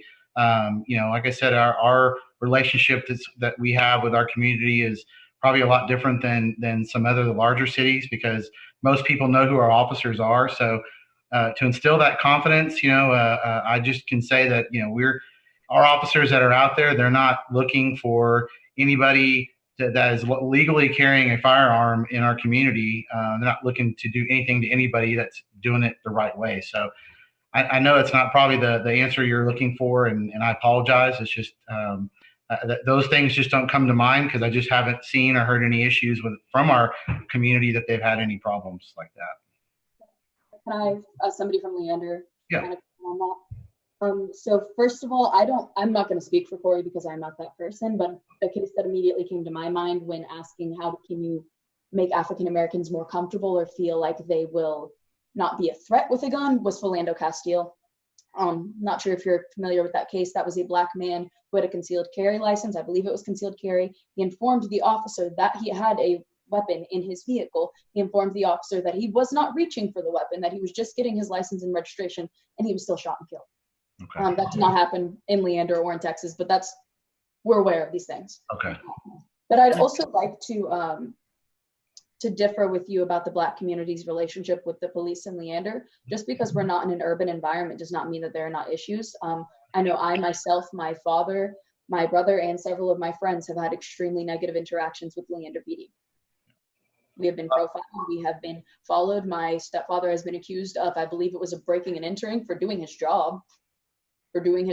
I was in my friend's car on the passenger side in front of her house, and I was the person the officer chose to talk to because I was the one who looked suspicious. She's a white girl. We're in a white neighborhood, and I had the police called on me for just sitting there. Yeah. And the officer acted as if I was doing something wrong. So there are definitely things to fix within Leander. Sure. No, and I appreciate you letting me know. And I would just say anytime an incident like that occurs, we, like Chief Robledo said, we need to know as the chief, that there's a problem, because all of our officers are carrying cameras and cars, and that gives us an opportunity, because if we don't know there's an issue like that, then it's hard for us to address those issues. So I appreciate you letting me know that. I really do. Bree, I want to come back to you real quick, since we were just talking about police reform and defunding the police. So a lot of times when we talk about your generation, we talk about it being Generation Z, right? But we really believe that you're Generation Alpha. Like, you guys are the key to the change in our future. What do you believe that your generation wants to see happen with policing? So with my generation specifically, I think we're getting more of the labeling of revolutionizing. Like, we're being told that we're too extreme or that we're revolutionizing. I think the general consensus for my generation is we want a complete upheaval of what modern day policing looks like. I believe that can be achieved through a variety of ways. You talked about divesting funds, which it sounds like there's a general police consensus on this panel supporting that. I will not say that's the case for the social media presence of police, but it sounds like on this panel there seems to be support for that. I'd also say that specifically in Austin, and I know for Williamson County, I also pulled the arrest data for Williamson County. There's a racial disparity in policing that shows that it is a racial issue. You cannot say that in my opinion, you cannot say that the institution of policing is not inherently racist when it targets minorities. When there are policies crafted to target minorities. When East Austin is more policed than other areas of the city, that targets minorities. That is inherently racist. When there is when Black people in Austin represent 8% of the population, but we are 15% of traffic stops and we are 25% of arrests, there is a racialized institution that targets minorities in the city. I think that my generation wants to see the police repurposed. I think we want to see more punishment for racist actions of police. I think we want to see more independent oversight of police organizations, and I think we want to see more investment back into the community. Thank you, Bree. I have a question for Bree. Can you imagine, and this question will also be for the police chiefs, can you imagine a world without police? Is that part of where your generation is coming from? That's a difficult question for me because I'm aware there's always going to be violent crime that needs to be addressed. Like murders will happen. Somebody's got to deal with that. I'm not naive in thinking that there will not be a need for a policing force of some site. But the way we look at police as a society today needs to be, there needs to be a shift change. There needs to be demilitarization. Okay. I don't see in any capacity why those officers had those beanbag rounds in the first place. I do not see in any capacity why they looked like they were prepped for war in the first place. So I do think there will always be a need for a policing force, because there will always be violence. There will always be somebody that needs to get called when somebody gets shot. You know, I'm not naive in thinking that those things won't happen. I do think other people in my generation have revolutionary ideas about abolition. I haven't researched that a lot, so I don't want to speak on that. My main focus right now is on reform and divestment. Thank you.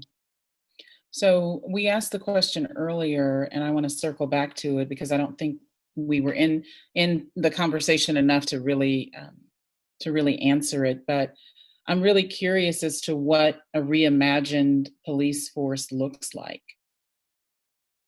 from the chiefs and anyone who wants to jump in. What's your vision for what policing looks like in the future? Well, I mean, you know, we teach a principle here about service first and serving people. And I think your police departments need to get back to, and again, it's maybe different in larger cities and in smaller cities, but, you know, and I know Chief Harmon and Roberto may be able to also speak to this, but, you know, for police departments have to remember, and officers have to remember, that they're citizens of a community as well. They're not, you know, the difference is like what Bree said, is there's got to be somebody to handle some of these other issues.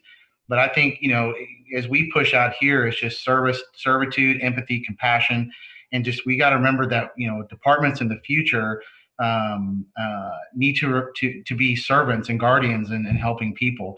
You know, again, I'm fortunate to kind of know most of the officers here, and I know that they come in and want to do a good job every single day, and we try to push that because, you know, I'm on the tail end of my career, and we've got another generation of officers coming up that we need to pass on that legacy and of the good things about being involved in a community.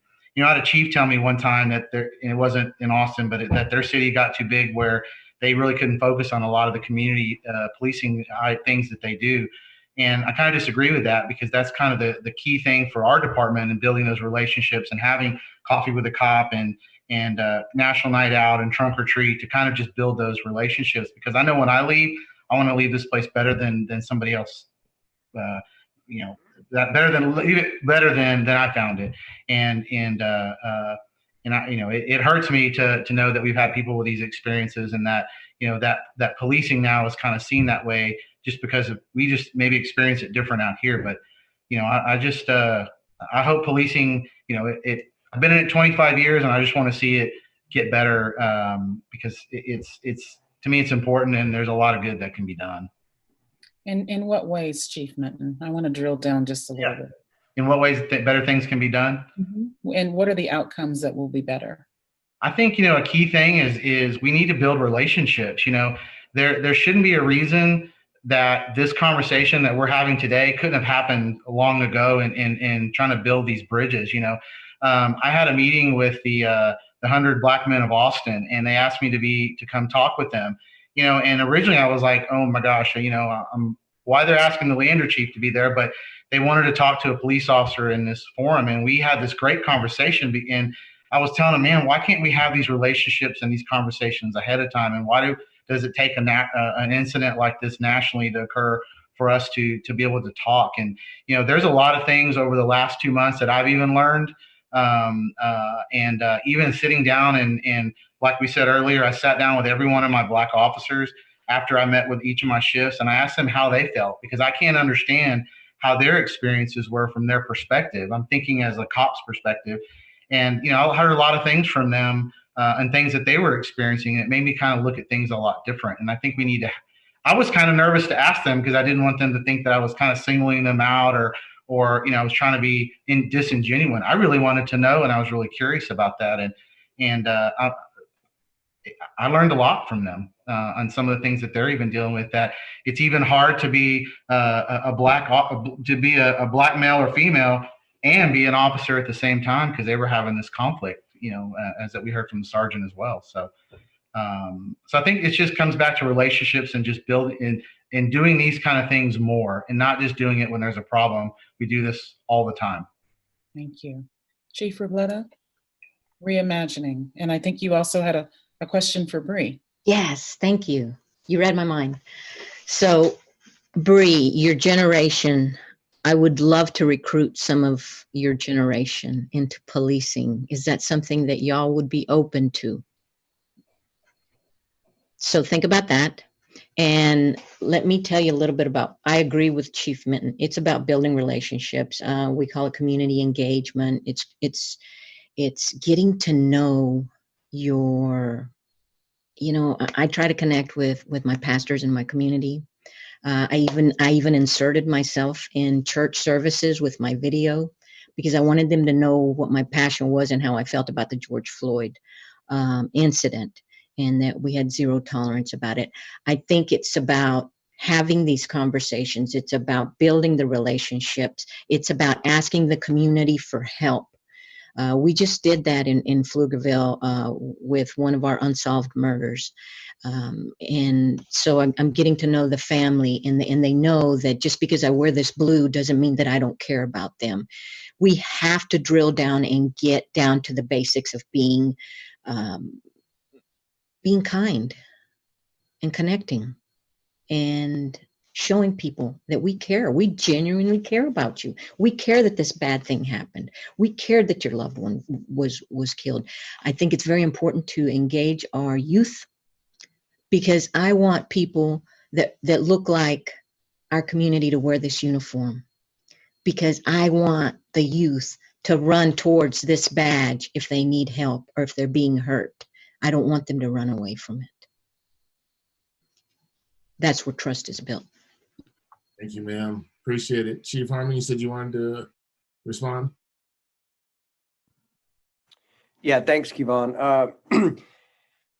I think, and this may not be a popular thing, but there's no doubt that policing in America can be improved. Okay, but let me just say this: out of the 81,000 people that live in Cedar Park, over the past 4 weeks, you know how many people I've had reach out to me that actually want to make a difference, that wanted to have a sit down, productive conversation? That's one person out of 81,000 that have approached me or emailed me and said, I want to get involved. I want to understand better. I want you to understand me better. We had a very, very productive 2-hour conversation with this gentleman who we exchanged information. We exchanged cell phone numbers that I contact on a daily basis almost, to get the pulse of the community, get his feel, and he does the same. And we continue to have those conversations, and that's where it starts. The people are the police, and the police are the people. And I think we tend to forget that a little bit, is we have to work together if we want to make it in this society, in this world. Chief, I would 2 cents. Thank you for sharing that. I think there's a perception that police chiefs especially are not accessible.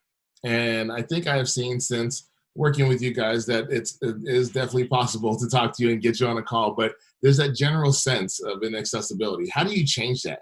How do you make it so that people know they can reach out to you and that you're willing to make a change and make a difference? That's a good question. And, unfortunately, right now we're in a weird time with the COVID pandemic. And a lot of our community programs, I know for the other chiefs that are out here as well, or on here as well, that a lot of our community programs are put on hold. And to get out and actually interact with the community in large groups or whatever it may be is difficult.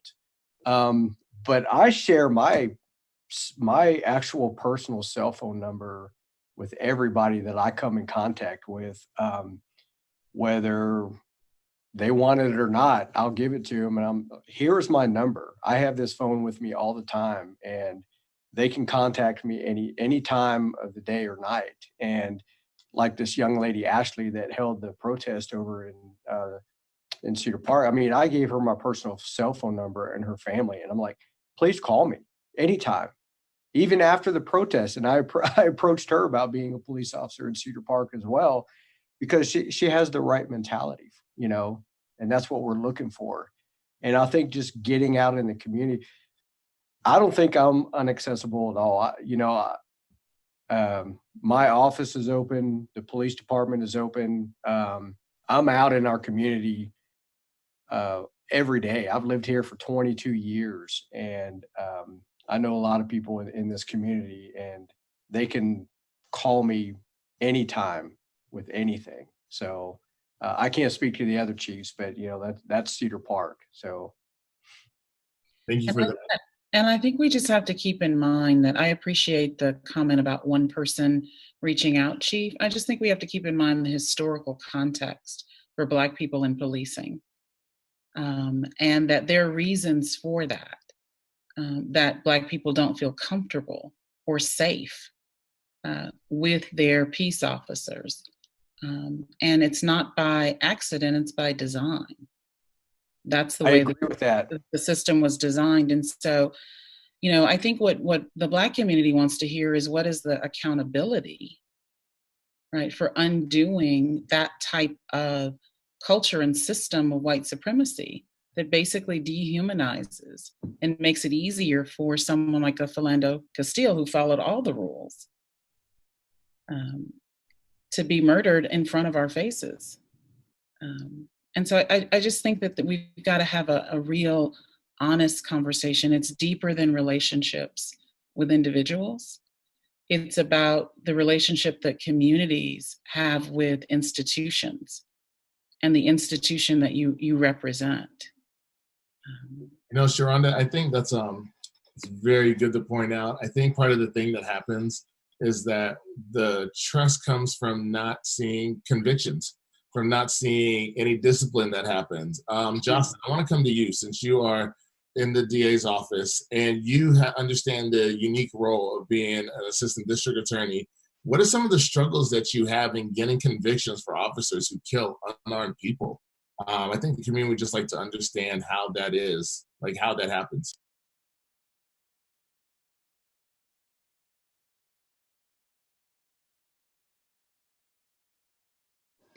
All right. Well, I will say that some of this is certainly secondhand. I'll qualify by saying I've never tried a case where an officer is being charged because they have killed another person. I will say a couple of things, though. One is just community expectations and community understanding of surrounding policing. And so I'm going to say this and then explain it. I think one of the reasons is, generally speaking, different understandings, more specifically speaking, is white supremacy. And the reason I say that is because if you had a room of Black people, not necessarily with the George Floyd incident, but other incidents, and you ask them, what is your perception of this police activity? And then you have a room of non-Black people, their perception might be different. And I think where a lot of the tension is coming from, and it's good that we're having these forums, we need to continue to have these forums, is that people of color have just seen a different side of policing.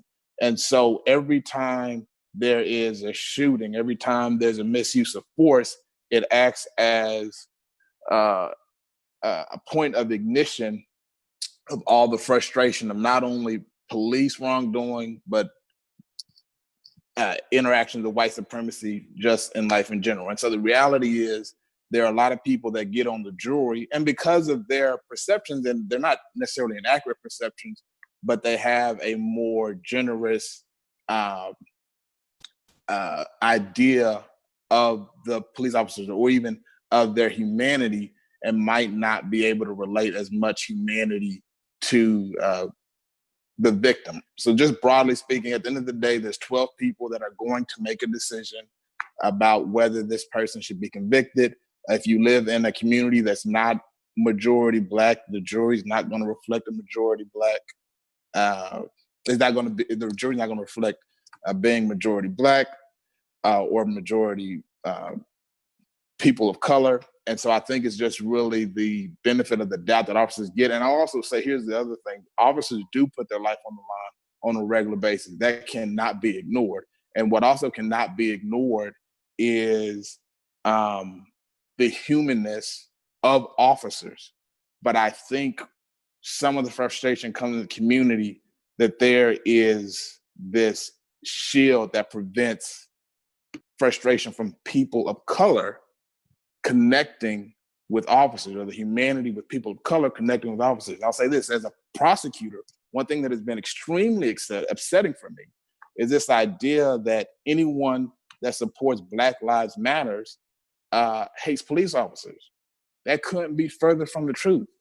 And the only reason a person would believe that, the only reason, well, I'm not gonna say the only, but a likely reason a person would say that is because they have ignored the voices of the Black people in their community. And so the only thing that separates me from other people in the criminal justice system, or rather the voice that comes to mind when you think of the voice of the criminal justice system, is that I'm Black. And if the thing that determines whether or not I'm going to be in favor of Black Lives Matter is that I'm Black, it's not a problem with my profession. I'm still part of the criminal justice system. It's a problem, I think, with the profession acknowledging Black voices. And so I think if anyone thinks that Black Lives Matter is against police officers, I can tell you that's just not true. People want to be heard, and people will continue to speak out until they can be heard. The other side of that is because officers, just legally speaking, are given a gun, they are able to use their force in a way that normal citizens are not allowed to use force. There are self-defense statutes, but an officer is allowed to use deadly force in effectuating an arrest. In Texas, it does need to be immediately necessary, but there are other aspects of the statute that make it likely that a person is just, rather an officer is not going to be convicted. And so I would never say an officer should be convicted simply because they use force, or simply because they use an officer. But I think it's really hard for prosecutors to overcome the benefit of the doubt that officers get. And I think as a person of color, or I think communities of color can be very upset about that, because anyone that is a person of color understands that oftentimes you might enter a conversation, an interaction, and never be given the benefit of the doubt. And so it can be extremely frustrating when someone takes another life and is somehow given the benefit of the doubt. I'm really glad that this spark is happening, that there are a lot of conversations surrounding the killing of George Floyd and other individuals that have died. And even speaking to the city of Austin, there have been plenty of people that have been killed that have been unarmed. And so this city has a long history of killings of Black and brown bodies. And it's frustrating. I think a report recently came out that of the 5 people that died, I believe in 2018, through police force, all of them were persons of colors. And so I applaud this conversation. We need to have this conversation, to continue to have this conversation, because I think at the end of the day, no matter who we are, where we're sitting, what profession we're in, we're all seeking justice. Thank you, Justin. I think that Sergeant Jefferson wanted to respond, and Justin, I would just add that I think that the Black community would say that it's more than just frustrating. Right. You're right. I shouldn't temper. It's upsetting. It's painful. Dehumanizing is painful. Yeah. Okay.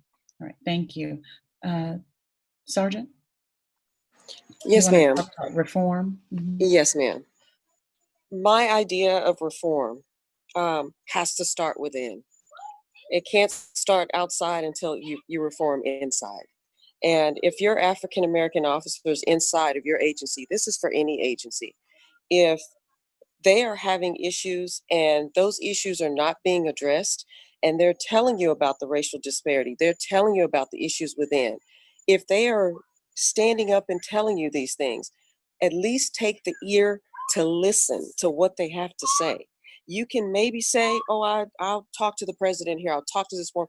That one president, just know, does not have the voice of all the African American officers. Secondly, our Texas Peace Officers Association, the majority of the membership is not Black. So you're not speaking to all of African Americans when you speak to one individual. So being able, I commend you, that Chief and Leander, for taking the step to listening, because there is another side of what they have to tell you.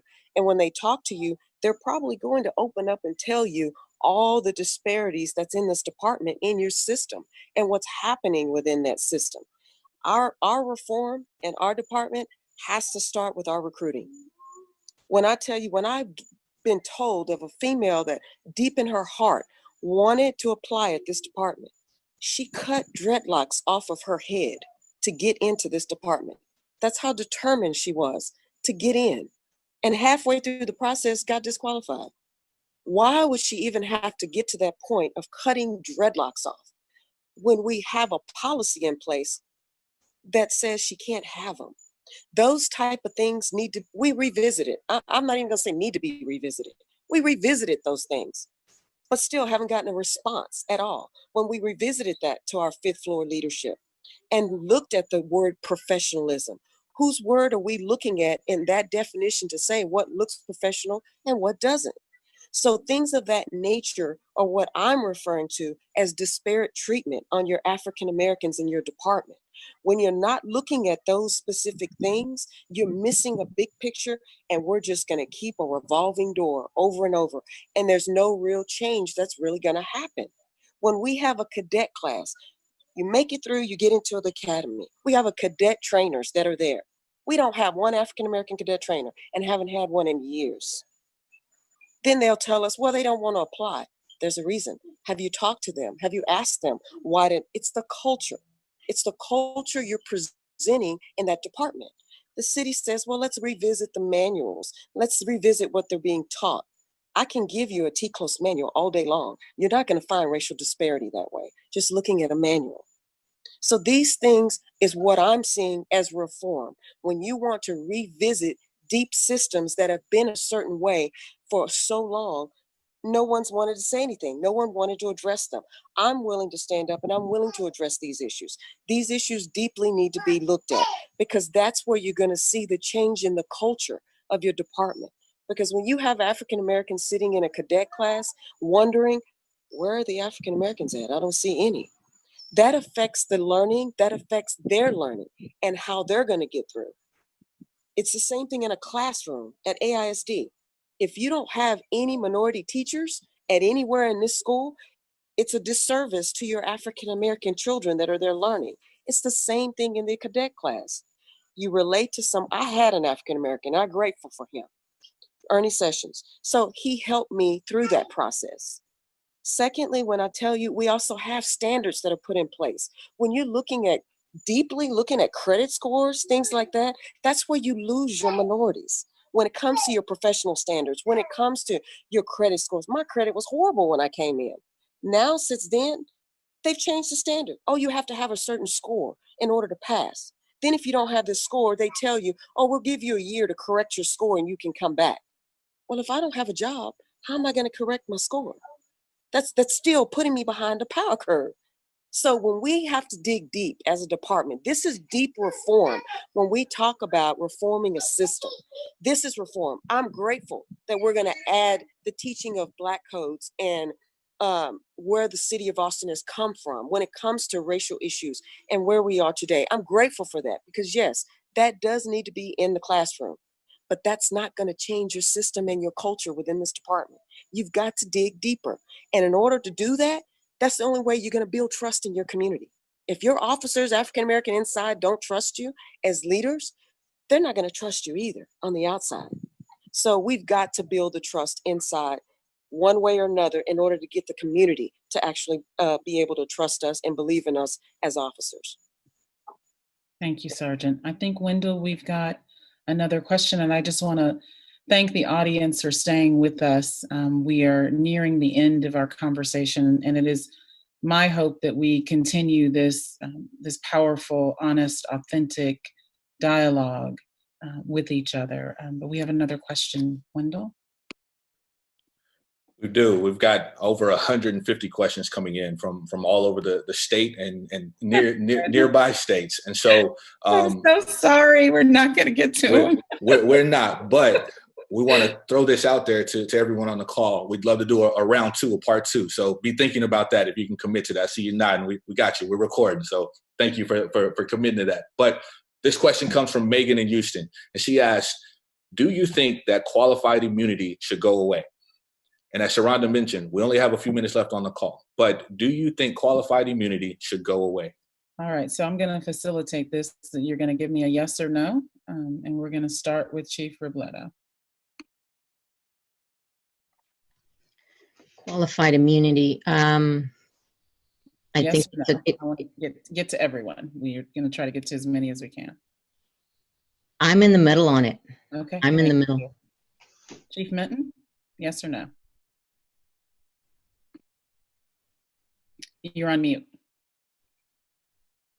And go ahead, Chief Manley and Chief Harmon, and open up your mics. Yeah, that's a tough one. I haven't dug deep into that, but that's from what I know of just from dealing with some of those things. It's a tough one, but right now, with just what I know, I would have to say I would not want to get rid of it. Chief Manley? I'm not in support of getting rid of it, but I think that it can be evaluated and maybe there can be updates to it, but I would not be in support of getting rid of it. I agree. Thank you. Chief Harmon? That's my exact same feeling. Is I don't want to get rid of it, but if it needs to be revisited, looked at, updated, or whatever, then I'm all for that as well. Okay, thank you. All right, Wendell, can we get another one in here in the few minutes we have left?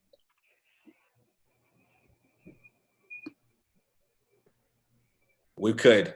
All the ones we have left are going to definitely take us to our time. But if we could, for the audience, just spend a moment defining what qualified immunity is, and then we'll begin to wrap up. Justin, can you do that for us? Yes, I'll actually just read a definition. So in the United States, the doctrine of qualified immunity grants government officials performing discretionary functions immunity from civil suits. So this really has to do with civil suits. If you're mistreated by an officer filing a lawsuit, a lot of times an officer shoots someone, even if they're not criminally prosecuted, an attorney will be hired to take the city and that officer to court unless the plaintiff shows that the official violated clearly established statutory or constitutional rights of which a reasonable person would have known. And so it really has to do with whether or not this was just a clear error. Again, there's not going to be civil liability unless the plaintiff, the person suing the police, can show that clearly established statutory or constitutional rights of which a reasonable person would have known. So that's the step. You need to violate very clear rights. Thank you. Wendell, is there another one or that we can try to get in?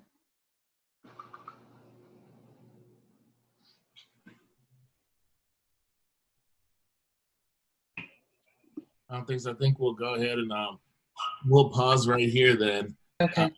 And then I want to say this a little bit to the Chiefs before we go, and to everyone here. Thank you for being here. To the Chiefs, I think in order for us to believe in this institution that we're talking about in the way that we want to, people, and specifically Black people, must believe that policing is able to put their humanity first. And what I mean by putting humanity first, some people pointed to this earlier, is recognizing and acknowledging the intrinsic value in every single individual, regardless of their background, their circumstances. According to America's core tenet that all men and women are equal. We've been able to talk about specific topics. We talked about structural issues. We talked about police reform. One thing I would want to leave you with is the charge not only to see everyone's humanity, but to really do an internal survey to determine if you can help your officers do the same. I posed that question to Chief Robledo. Can we create policies that direct officers to see the humanity in people before they see the need to use force in order to gain compliance? The reality is that Bree is a teenage girl who was abused by police officers while exercising her First Amendment rights. Sergeant Jefferson has told us a lot about the inner workings of the police department. She's had to contend with racism and sexism and the tension between being a Black woman and detective and now sergeant. We should think about what has had to be sacrificed in order for her to last 2 decades on the force.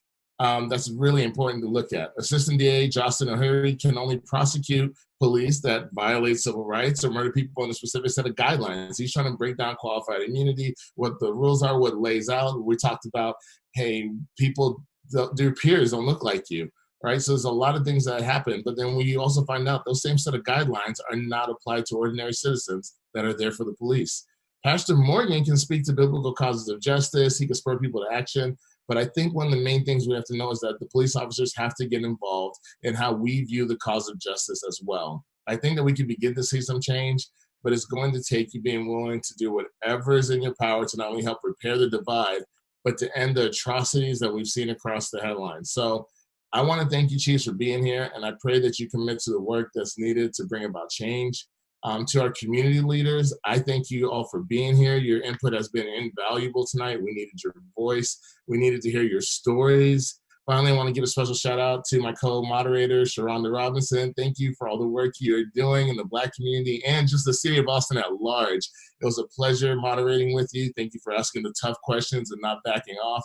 I look forward to the next time that we all gather. So, Police Chiefs, one thing I want to ask you is that if we can make this a continuing conversation, I would love that. We would love to ask for maybe a quarterly meeting to talk to the community, 8 hours out of an entire year where we can talk and have these conversations, because we have over 150 questions left. People want answers, and you guys coming here has been huge. So we look forward to the next time that we can get together and be able to continue this conversation.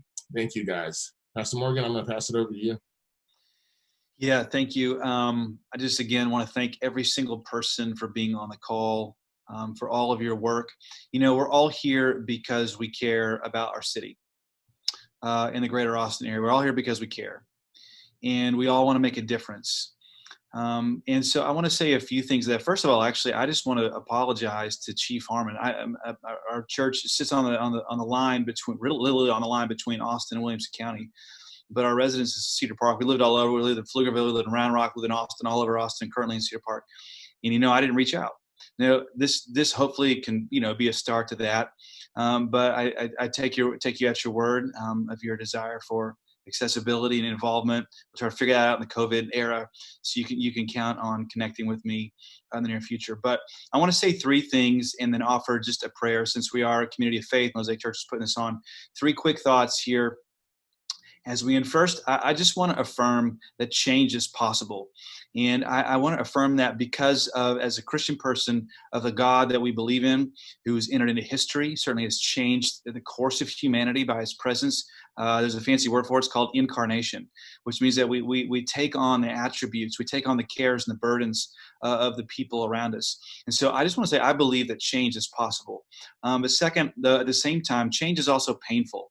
And if when you're in a relationship, for those of us who've specifically been married, marriage can be it's an exciting thing. Change is possible, but change is painful in a relationship. And really, the law enforcement and the community at large really have a relationship.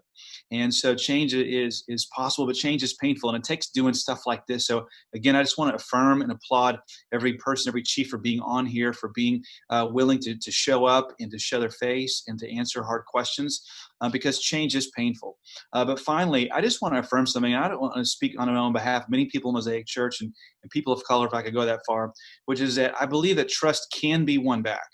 Many of our African American people, they love our nation, they love our city, and they want to be able to trust law enforcement. And if there's a cry, and if there's a difficult and there's pain expressed, it's really out of that. There's a cry to be able to. They want to be able to say that this is the world ought to work in a different way. And so please hear us. Please connect with us. Please step and live a moment in our shoes. Trust can be won back, but that takes time. That takes more than just, of course, not that anyone's saying this, but more than token reformation. There's a reason why we're here. It's because people have had to aggressively speak up for their rights and demand change. And so token reforms won't get us there, but having, like we do right tonight, having a vested interest in our community and understanding as a Christian of the doctrine of sin, how deep it goes in people's hearts, and that we need to function not just as individuals, but also as a collective. And there's a real struggle we have.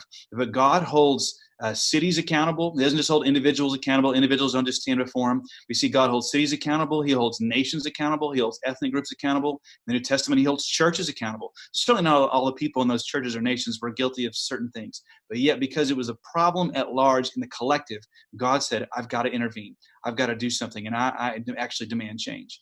And so I think as for all of us as Christian people, speak to all the Jesus people, to rightly hold that tension between the individual and the collective. That's a crucial area in which we must grow and do better.